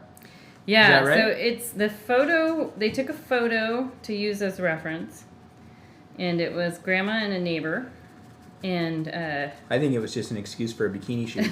No, she was not wearing a bikini. It was looked like maybe a summer or spring day. It was a sunny day. I mean, they lived in Los Angeles. And he took the photo, and he turned my grandmother into a blonde. She is French and had black hair. She actually looks a lot like you. Yeah, and he turned her into a blonde, and he made it into a snow scene. So he even had the neighbor guy was holding a snow shovel. So he knew it was going to be a cover for this certain time of year, and so I always thought that was really cool. Very Norman Rockwell-y. Yeah. Can I have some more? Please, ma'am, may I have some more? It's more bubbly for Paul. It's bubbling. All right. We're doing pretty good. Yeah, we're doing great. So, to me, this painting at this stage, I like this painting at this stage, but I feel like it's too dark. It really is. I'm not a big fan. Well, there's time and place. This painting you could finish at this point and call it a summer scene, or spring, or fall, or whatever. But we want to make this feel like winter. Mm-hmm. So, I'm going to take my medium brush. Jenny is too. What are you looking at? Are you looking for that picture? Yeah, I got it. Okay. You want me to... Let me actually edit this and All put right. out so it says a bigger photo on my phone. Okay. You go ahead. We're going to do some trickery. All right. So we're going to go ahead and mix together our turquoise and red. Make a nice lavender. This definitely wants to go on the turquoise side of purple. Okay. Because we want it to feel cold. I'm going to add a little bit of white. So I can tell now I've got a little bit too blue, so I'm going to add a little bit more red. Maybe a touch more. We definitely want it to feel purple, not blue. All right, there we go. And I want to wipe most of the paint off of my brush. You can wipe it off on your towel, because I want just a little bit. And basically what I'm going to do is I'm just going to start... Oh, that needs a little bit more white. There we go. We're creating a little snowbank. A little snowbank. Starting at the top edge of our little spit. Huaktui. Huaktui, that sounds better than the actual. Alright. We leave a little bit of that dark color showing right along the edge of the water. And Paul's the king of using very little paint. I found that throughout this I tend to put too much on my brush. Yeah. So keep that in mind. With his paintings, you're going to put, every time you do anything, very little paint. You can always add more paint. Yeah. Oh, sure. There's a time and place, because like when I paint with oils, I tend to go a little heavier. But I feel like it's the thickness of the paint dictates how thick you should be able to go. Just add a little bit more white there. Does that make sense? Mm-hmm. Like if you got thin paint, it's kind of hard to go thick. Yeah. You're gonna do the same thing here.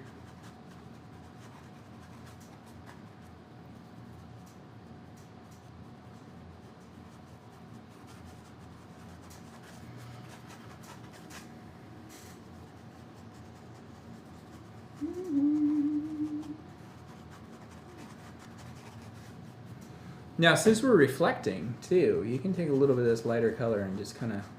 What? Bring it into the trees, or what? Smudge it into your water just a bit. Okay. Leaving a little... It's almost like a... Fog. Yeah, no, just leaving a little bit of that dark color in between. Oops. You can always put the... No, you did it. You left Oh, that right dark here, color. okay. Yeah, yeah. You can always add more. You can always add the dark color back.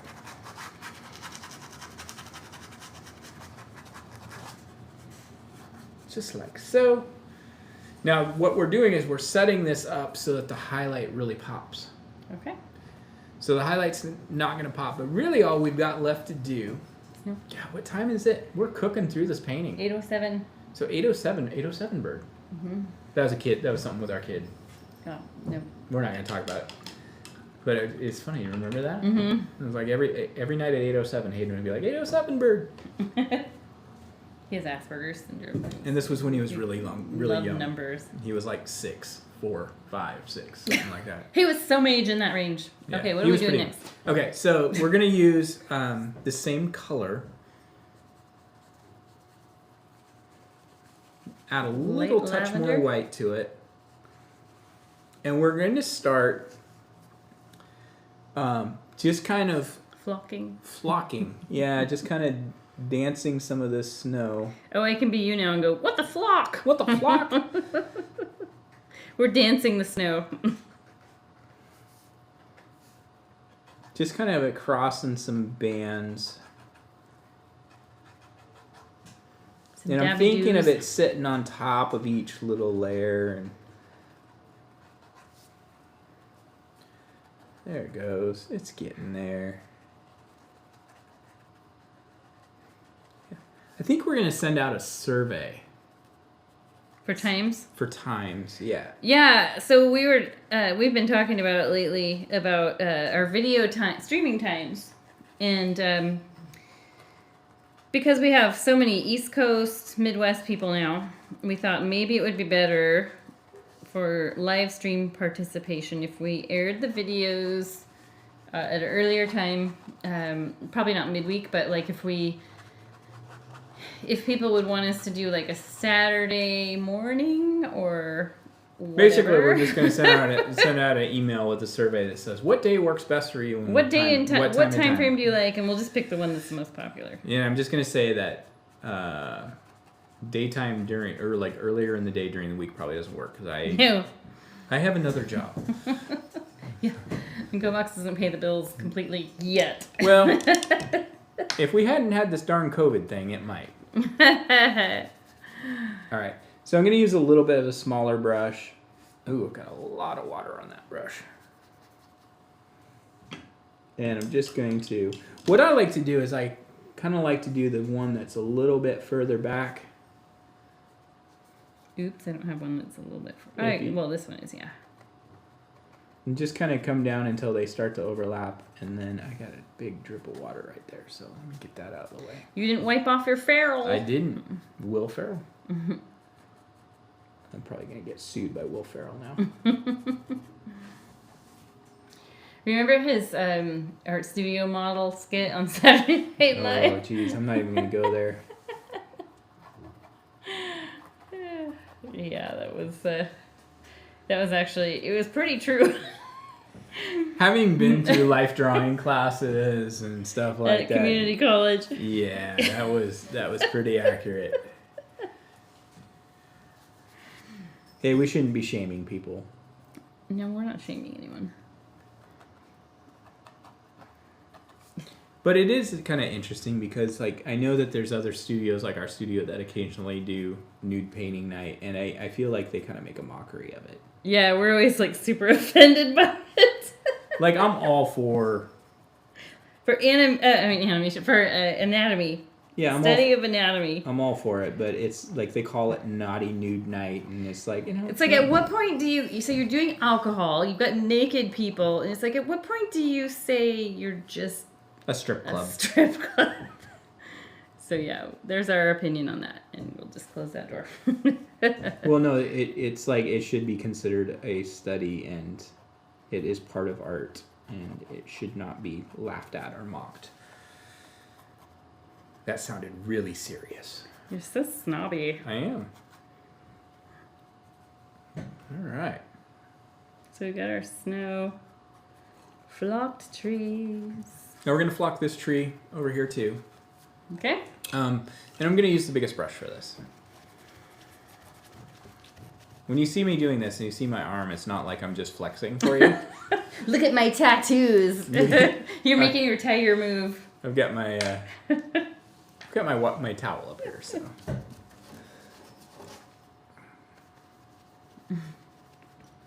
Look, I have a ladybug right there. That turned really dark. I know. Well, I work outside, so. So I'm mixing up a little bit more of our lavender. A little bit more water or white in there. So this is just kind of, again, it's just a base for our snow. Ooh. What? That maybe needs a little bit more white to it. There we go.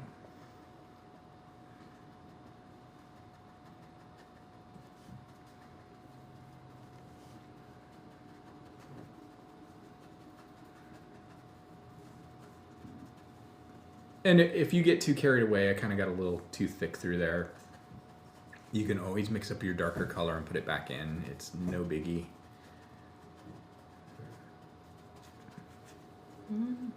I got some red on my brush on accident, and I actually kind of like it. It does look good. Yeah. It's a nice shadowy snow color. I think one of the things that, like, people, when they think of snow, they think too much of just white. Greta really wanted a pink tree this year. She wanted one last year, too.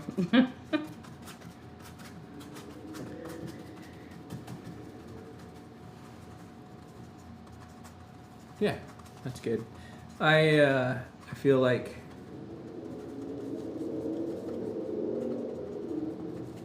I need a little bit of this dark color to come back a little bit. I got a little too carried away.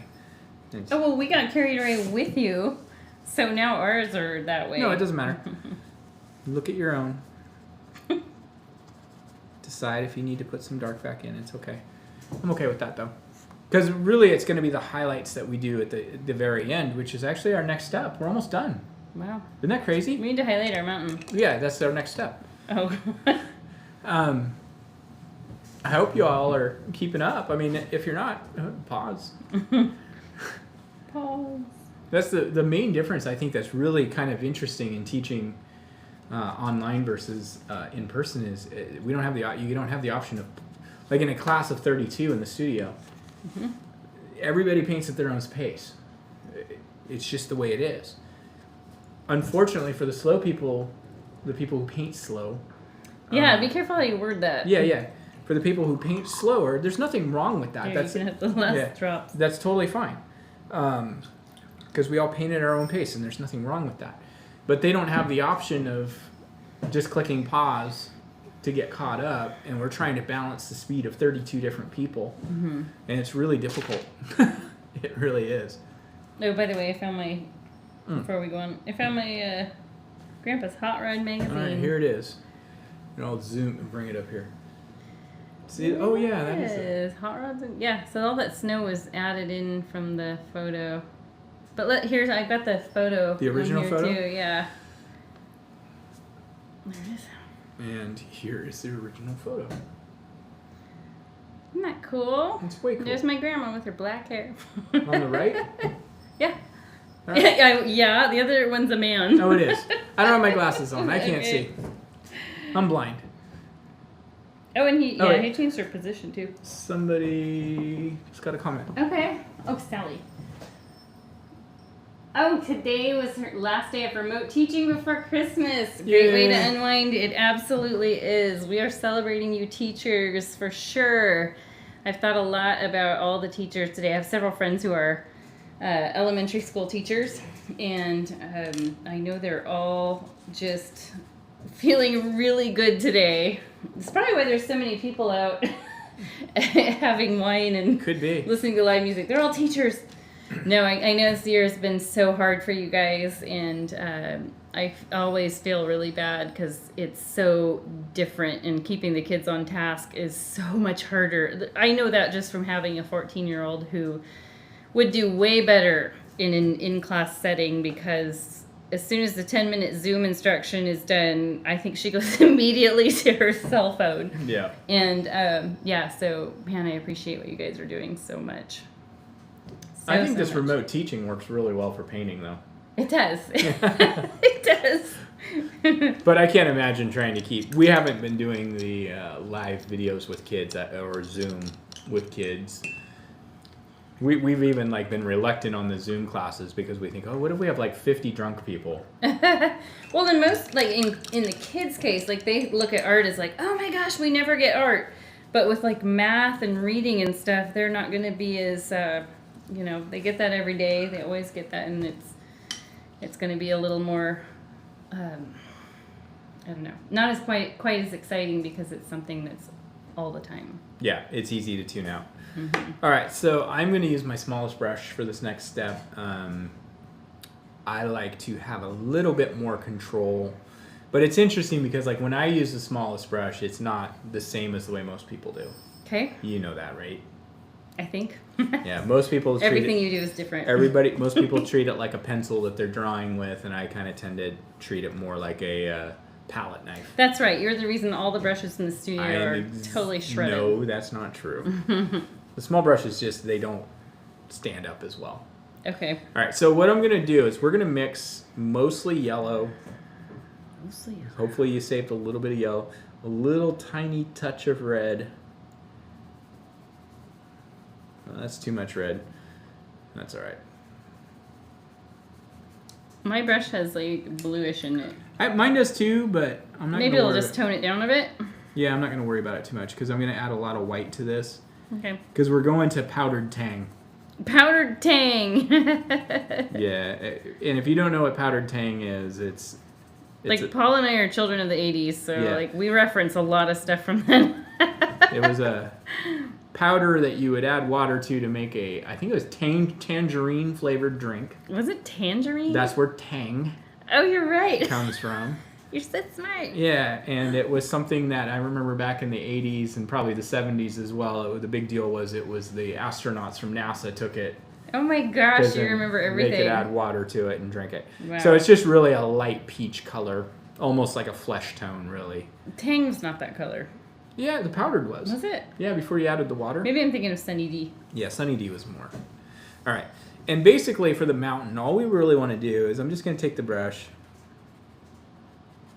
See, I got a little bit too much white. Yeah, that's kind of what I'm feeling too. Yeah. So it's always good to test a little bit and then add a little bit more color. So you're doing a little scrapey scrape? Yeah, so the smallest brush I'm just going to kind of take. You're using the side of it. Yeah, I'm just kind of dragging the side of the brush.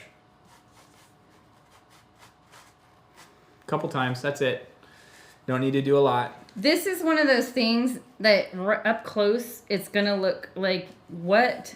Yeah. But when you stand back from your painting, and I do this in the studio, I will physically take someone's painting from them and walk like 6 feet away and be like, look at it. Let me do this real quick. I'm going to do this on the paper here.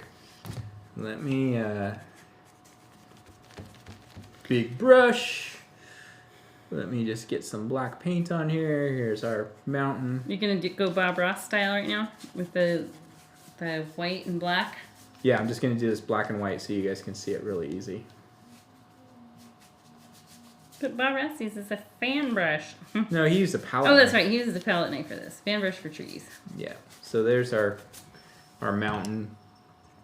You use a bigger brush.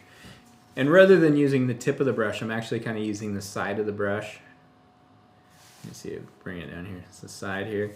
So I'm just gonna put white on here so you guys can see it. A little bit of white down the side of the brush, and it's really just kind of going. And let your brush run out of paint. That's how you get those little dark spots, which would be the That's crags. it. So easy, and it's one of those things that looks way three-dimensional because just because of the way it's done. So that's like. It's got some glare going on there, but that's all you really need to do. And then what happens a lot of times is people do that and they panic and then they try to smooth it out and blend it, and then it just becomes a big neutral mess. But the other thing you can do is keep in mind, like, rock and snow don't blend together. Right, and really when you look at like the mountains, gosh, like right now it's perfect. Like we've just got fresh new snow up on Mount Hood. Fresh powder. And when you look at it on a sunny day, you see shadow and highlight and nothing else. Mm-hmm. There is no in between. It's either bright sunlight or shadow. So the other thing you can do is if you got a little, you can always kind of like to throw a little smudge on this other side. Like if you have a ridge that pops up. Yeah. So like mine's kind of got this little bump right here. I'm just gonna throw a little bit on there. And sometimes it's like less is more.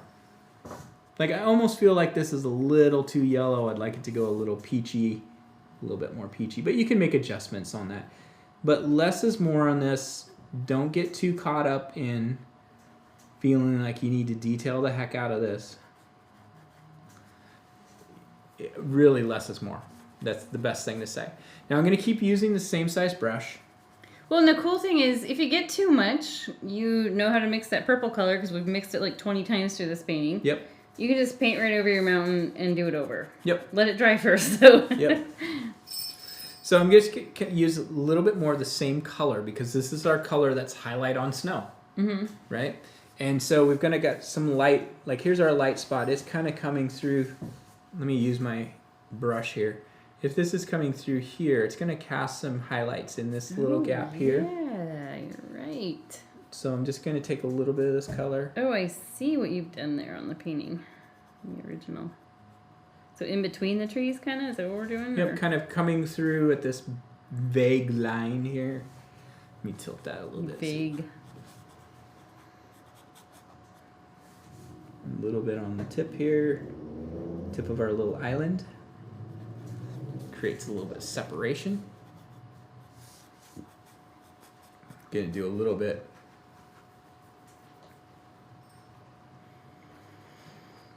Now this might be a little too close to the color of your water, so you might need to. That water is like, it's like Little Crater Lake in Oregon. Yeah. Not Big Crater Lake, Little Crater Lake, which a lot of people don't know exists. But it's that color. Are you thinking Little Crater or Little Boulder? No, Little Crater. It's the one that I refused to get out of the car because it was so cold. That's right. You refused to get out of the car, and then me and Papa, my dad, Papa, and Hayden walked down, and we were walking back, and we I were was like, take some pictures for me. we're like, we're 15 feet from a deer. Like, you totally missed out. I did. I totally missed out just for the warmth of the car. And you're Finnish. Well, they invented the sauna for a reason. All right. So the other thing we're going to do is we're going to take a little bit of this color, and we're just going to give some little nudges of color. This is the peachy color. Yep. Onto the left-hand side of the trees that are on the right half of the or the left half of the canvas are getting a little bit of this on the right-hand side of them because they're facing the light. Just a bit. Same thing here. This tree's in front, so I'm going to do it first this time.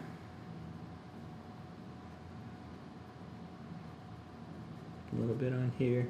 You don't really need to do this too much up in the sky area, but down in these darker areas where we're kind of losing it into the background.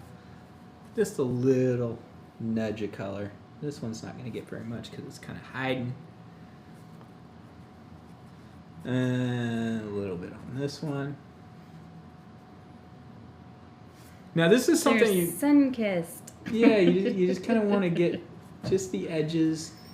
And it's really important that you're not really predictable with this. Like sometimes it might be easy to just do the same thing over and over again. And you're going to want to break that up. Yeah, you want to break that up a bit. I actually fall into that. Even though I've been painting for like 26 years or more. Well, I think we all do. No, we've been painting longer than that. I've been painting since I was 16. That's a long time. Almost 30 years. Shh. Almost 20 years. Almost 20 years. Almost 10 years. It's amazing. I robbed the cradle. I fall into the trap of creating a pattern always, and I have to go back and physically force myself to break it. That's so normal, though. I mean, that is the way we're wired. I'm glad something about me is normal. That is absolutely the way we're wired, though. Yeah, it is. Again, just getting a little bit. And if you really feel like... So I'm surprised you're using your little brush through all this. I don't use it like a pencil, though. I feel like I want to use my medium brush. I'm gonna be Paul for a minute. But if you look normally when I'm doing this, look how far back I'm holding the brush. Mm-hmm. And I'm kind of using the side. Less control that way. Yeah, and it doesn't beat the brush up. I know you think it does, but. Mm-hmm.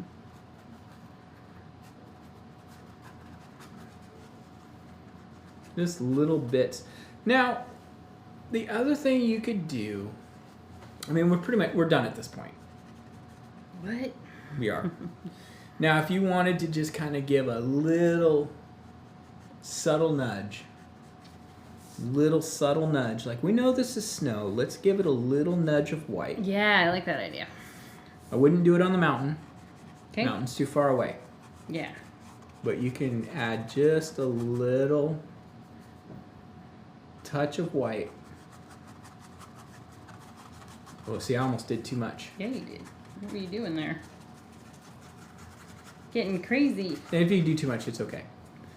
You can come back and... little shimmer. It's like adding the glitter. Wow, it's so easy to do too much, though. Yeah. So be very careful. Just a little nudge here, a little nudge there, a little dab. Because that's one of the things I know, as kids, we're automatically snow is white. And it is. Snow is white. But if you're in a sunset, snow is not white. If you're in the dark, snow is not white. It's bluish. So I wouldn't do this left-hand side at all. Okay. Just because your light source is going that way? Well, this is closer. Mm-hmm. So we're going to get a little bit and, just a few little dabs. This might be a good spot, where if maybe your highlight's not quite popping against this background. Boy, it's so little. It's so little. I almost feel like I want to take it back off in most places. You ruined it. Nah, I'm not worried about that. I think in a few areas it's okay to put a little. Yeah, but it's so easy to overdo. You just have to dry brush it in. Mm-hmm. And again, the nice thing is maybe I got too much highlight there.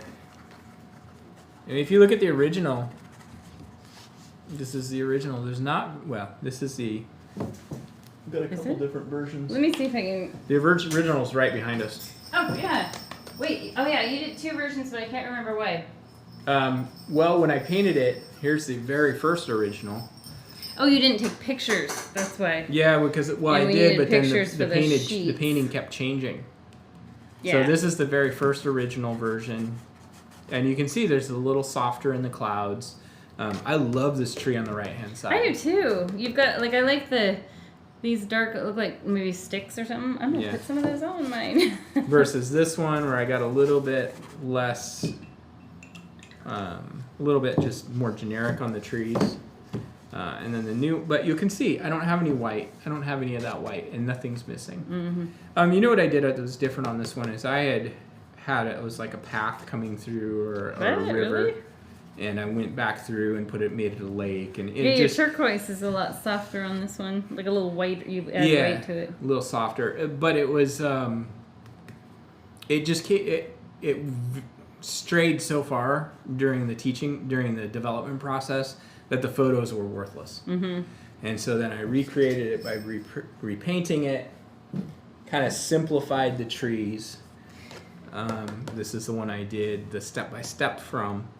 We talked about this after that. Remember we said, like, Bob Ross did 3 paintings for each episode of And Enjoy you know Painting. what? I gotta say, I'm not sure I like the white on mine. Yeah, I don't know. You know, it does set it apart from the trees back here. Yeah. And it gives it a little bit more of that perspective. But I think I got a couple spots where I just did a little too much. Put some peachy peach back over it. So just to give you guys an idea, so sometimes we do when we come up with a painting, and we will kind of simplify things a little bit back. And I think the other thing is I used a different yellow. Really? Yeah. Huh. Okay. With the original. Oh, yeah, it looks like that. Yeah, because I think I used It's like chrome yellow or deep yellow. Yeah, I used the chrome. Huh, interesting. But this branch structure would have been something that I like it a lot, but it would have been really difficult to translate. Mm-hmm. So that's something it's good in the future. I mean, all in all, it's not very much different. A little bit different yellow, so you can really see it in this orange band here versus this orange band here. This is much more of a coral versus more of an orange. And I think we're going to switch our yellows out. Yeah, the yellow you guys got this month, we're not 100% sold on. That's your 3-month supply. So most of you. And we actually ordered some samples of another yellow today. Couple of yellows. Yellow's a really tough one because yellow has a tendency of being... Oh, wait, before we get... We'll talk about the yellow in just a second. Last thing to do... Bookmark. Sign it. So... but yellow is a really tricky color. It has a tendency of being too translucent, and when it's not too translucent, it has a tendency of being chalky. Well, and other times it can be kind of too acid colored. Yeah. Like acid, almost bordering on acid green. Because what we're really trying to do is we're trying to get a good balance of red, blue, and yellow that enable us to do anything we want with. Yeah, we feel like this yellow doesn't make the greatest orange. When it's mixed with the red, it makes a little bit more of a coral. Yeah, too coral. And so, yeah, just expect that your next supply might have a different yellow. And this is what we'll do is if we change yellows and you guys have the existing yellow, we'll send it. We'll send the new yellow. Mm-hmm. So you get a little bottle until we're all caught up. Because what we're really trying to do, the other thing is Jenny and I both paint differently. Let's go back to our here. Let's see how Jenny, and then we'll talk about this other stuff. So here's how Jenny's painting turned out. Let's see them side by side. I always like doing the side by side. You know Jenny. I copied you. You did. My mountain's a little. Like I can always tell that you highlighted your mountain. Yeah. You're very soft and blendy with yours, and that's fine. Everybody's different. But outside of that, I mean, I don't really like this. Like, I'd probably work on that somewhere else. Scoot over. I would say that what I would recommend on yours is just to bring some of that shadow back. But I put in some of these little twigs and that stuff. That looks good. Like your original. You got a little bit brighter white in here, and so you've got like a harsher contrast, and that's cool. I always like that. Oh, yeah, definitely. You can see it along the edge of the mountain. Yeah. So let's go back to us. Okay. There we are. So one of the things that's really interesting is, like, as artists, is we tend to each gravitate towards our own colors that we prefer. Mm-hmm. Like there's colors that I know when we used to have a studio manager, and there were colors that I loved to use, and she would never order them because none of the other like Venetian red. No, burnt sienna is just fine. Yeah. You know, or brilliant blue. You know, there are colors that I tend to gravitate towards that work really well for the style I paint. And then there's colors that Jenny, like Bahama blue, used, but the heck out of Bahama blue for a long time. Bahama blue is the color of my soul. Yeah. And so we're trying to find like a nice balance that works for both of us without, like, for those of you who have been around the Go Box for a year or so, some of those early kits came with like 7-8 colors. Yeah, a lot. You know, and there's really no need to. I mean, I think some of the guys, if you guys are on you have OPB or something, there's a guy named Jerry Yarnell who's really good. I really like his stuff. I think Bob Ross is always great, but I don't think that Bob is as informative as some of the other teachers that are on there. He kind of runs through a painting in 30 minutes and he kind of tells you what's going on. But Jerry Yarnell will do a painting like this, like we just did, in 4 or 5 segments. 4 or 5 half-hour segments, but he really gets into what's going on, why he's doing it. And one of the things, like, he's really consistent. He has about a 6-color palette that he uses every painting. So he uses... It's been a while since I've watched Jerry. He's kind of... I don't know if he's still on, but he kind of uses a yellow, a blue, a red. He uses an orange, because orange is really difficult to mix. Can be, yeah. Yeah. He uses... and then he uses a green... Or he uses Hooker's green. Hooker's green. We always laugh about that one. That's a great name. And then black and white. And so what you're trying to pick up on is when you're developing your color palette. And this is something that as you guys get going further in your own development as artists, you might play around with other colors.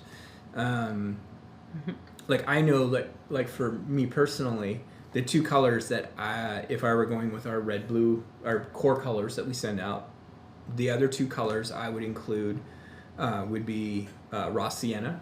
Mm-hmm. Would be one, or yellow ochre if you're yellow ochre. Raw just sienna depends. Very similar. Raw sienna is actually a tone of brown, and yellow ochre is actually yellow, but it's kind of brownish. They look very similar, but they have a little bit different effect on colors. And then I would probably go with something like this turquoise. Yeah, that's a good color. Either that, or I'd go with something. I haven't really worked with that turquoise until tonight. Gosh, I love this turquoise.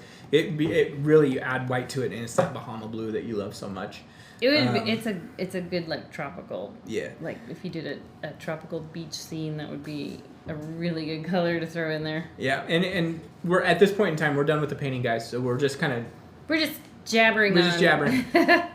In reality, I mean, can you do paintings with just the core colors? Absolutely. We did last month. Actually, yes, that's a great thing I wanted to mention it on one of the videos, any video I do. Take your core colors. If you have any extras left over, I will take a piece of paper and I make a color chart. Like, here's what it looks like if I mix 2 parts red to 1 part blue. Here's what it looks like if I mix 2 parts blue to 1 part red, and I label it. And you can, like, it went to like 2 pages with the primary colors. It could go on and on and on. Here's what it looks like if you add white to that. So it's fun to do. And you can come up with colors that you wouldn't even ever think that could happen, like mix red and green and see what happens. It makes kind of a purple. We really should offer color wheels. Yeah. On the website. We'll look into getting that because the color wheel really is helpful. But like to me, no matter what red and blue you have, you can make purple. Isn't that great? Yeah, you can. Like we used 2 different blues tonight. We used the turquoise and red. Turquoise and red made a grayish purple. And then we used I just saw another one of those. We keep seeing spirit orbs or something tonight on the monitor. So yeah, we were like, before we went live, I was like, "There's snow. Is there some kind of filter on here that's causing snow to be in the? What is going on here?" I don't know. So we have ghost orbs. We have ghost orbs. But it anyway, is a 110-year-old building. So, but tonight we used both the dark blue and the red, and we made a violet. And we made the turquoise and red, and we made a violet. Violet, to me, unless you're going for like a really royal purple. Mm-hmm. But if you're doing landscapes, any of your reds and any of your blues are going to make a good violet. Where the two that are hard, green, I think is really the hardest. Green, there's a million different shades of green you can do. And the combination of blue and yellow you make is a vast difference. And then orange is really difficult to get one that really pops. Mm-hmm. So like, what was it? October, we sent orange. Yeah. The bright orange. And if you notice, that's a color we couldn't mix. I mean, that straight out of the bottle color was great for what we needed. And I think that the two paintings that I did, the Old Birch Road and the Autumn Walk, Autumn Hike, November Hike, something in that regard. You could totally tell the difference in the ability to mix orange versus not mix orange. Because I think the Old Birch Road, we just used the orange, and we were able to get just that brighter orange color versus the November Hike, where we kind of relied on mixing, and you just don't quite get that vibrant orange like you like. So those are the kinds of things that, as you get better, you start going to the art store yourself. Pick up a little bottle of orange, pick up a little bottle of green. Cadmium red, yellow, cadmium yellow, alizarin crimson. There's so many different. There's so many. I kind of like, when it comes to the green colors, for example, I kind of like more of a citron green, because you can always add a little bit of blue to richen that up, versus trying to take like a green like the color of your sweater. It's harder to take this color and make it be the color you want, whereas citron, I mean, you can add a little tiny. And this actually, so I've done a lot of baking. I used to work in a bakery. She did. I was the assistant baker and head cake decorator. It's the same with frosting. Like this color frosting is not edible looking. No. But if you make a certain type of green that's a little bit lighter and maybe a little more yellow, it totally looks edible. Yeah. So it's funny. It can go the same with paint. There's so many different colors that you can play with. You could take like a citron green and add a little bit of that dark blue and get more of a foresty, sprucey green, versus taking a green like this and you're trying to get more of a brighter lime green, and then you're having to add yellow and white and try to balance it. And it's interesting, because picking colors is so, if you've ever been to the art store and there's like a million colors, there's a reason why. But I do recommend that as you grow as an artist, kind of pick your palette. Don't get too crazy. Keep it simple. Have fun, experiment. Have fun. That's what we did. That's all that we did, and that's how we learned. Even from starting Van Gogh 9 years ago till now, it's been a lot of experimentation. Like we were saying earlier, we've gotten way better than we even realized. When we look at the older paintings that we did when we first started Van Gogh, it's like, wow, we have improved a lot. We'll get a new color in, and we'll just sit down and play with it, and our palette will look like this, because we're trying to figure out what it looks like with every other color. But anyway, so that's enough. We're going to go home and watch The Mandalorian. We're going to go watch the season finale. And we're big Star Wars fans. Big Star Wars fans, and I've heard that this one's a big one. Yep, so we're going to go home and watch it. And for, I feel like, oh wow, it's like 2020 is coming to an end. The next time we see you guys live, it's going to be 2021. Yeah. And I know it's like, it's not like things are going to change immediately. It's not like things are going to change. It's not like January 1st, all of a sudden everything's going to be fixed. But it definitely, we can always look at it. Yeah. And I think things are moving in the right direction. And yeah. Thanks again, you guys, for your support. It's been such a light at the end of the tunnel as we're being this forced closure. It's our, it's basically our third one since March.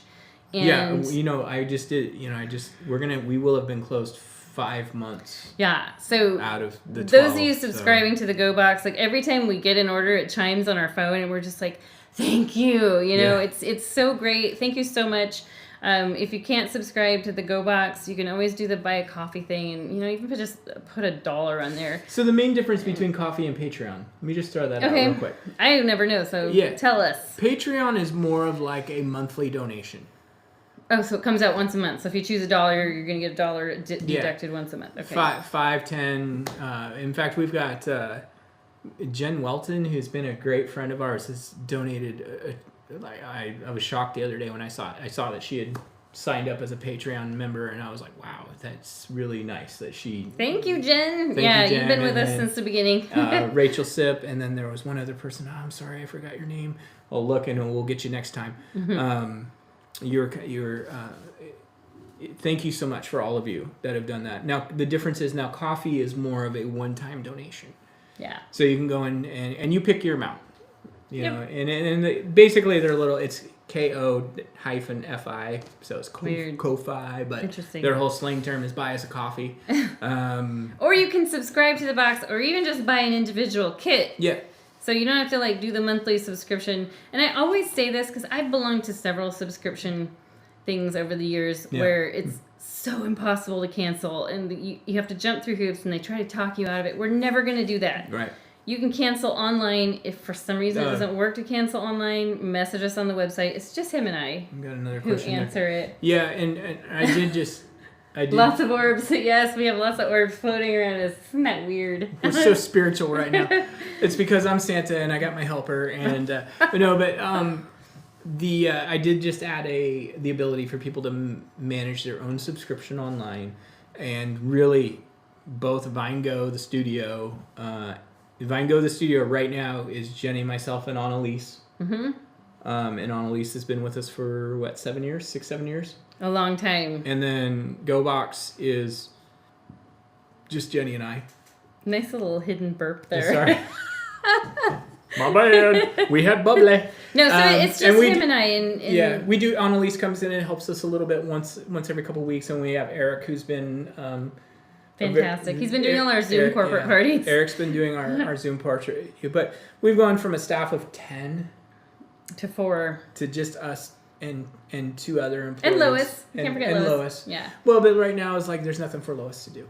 Not a whole lot. She's offered to work for free. This is how great our employees are. She's offered to come in and work for free because she feels so bad for how we're struggling. And did you know that when we were first closing down, Lois took her paycheck and cashed it and put it in the cash drawer? Oh my gosh, I didn't know that. Yeah. Lois. She's not supposed to do that, but she did. She was my music teacher in 6th grade.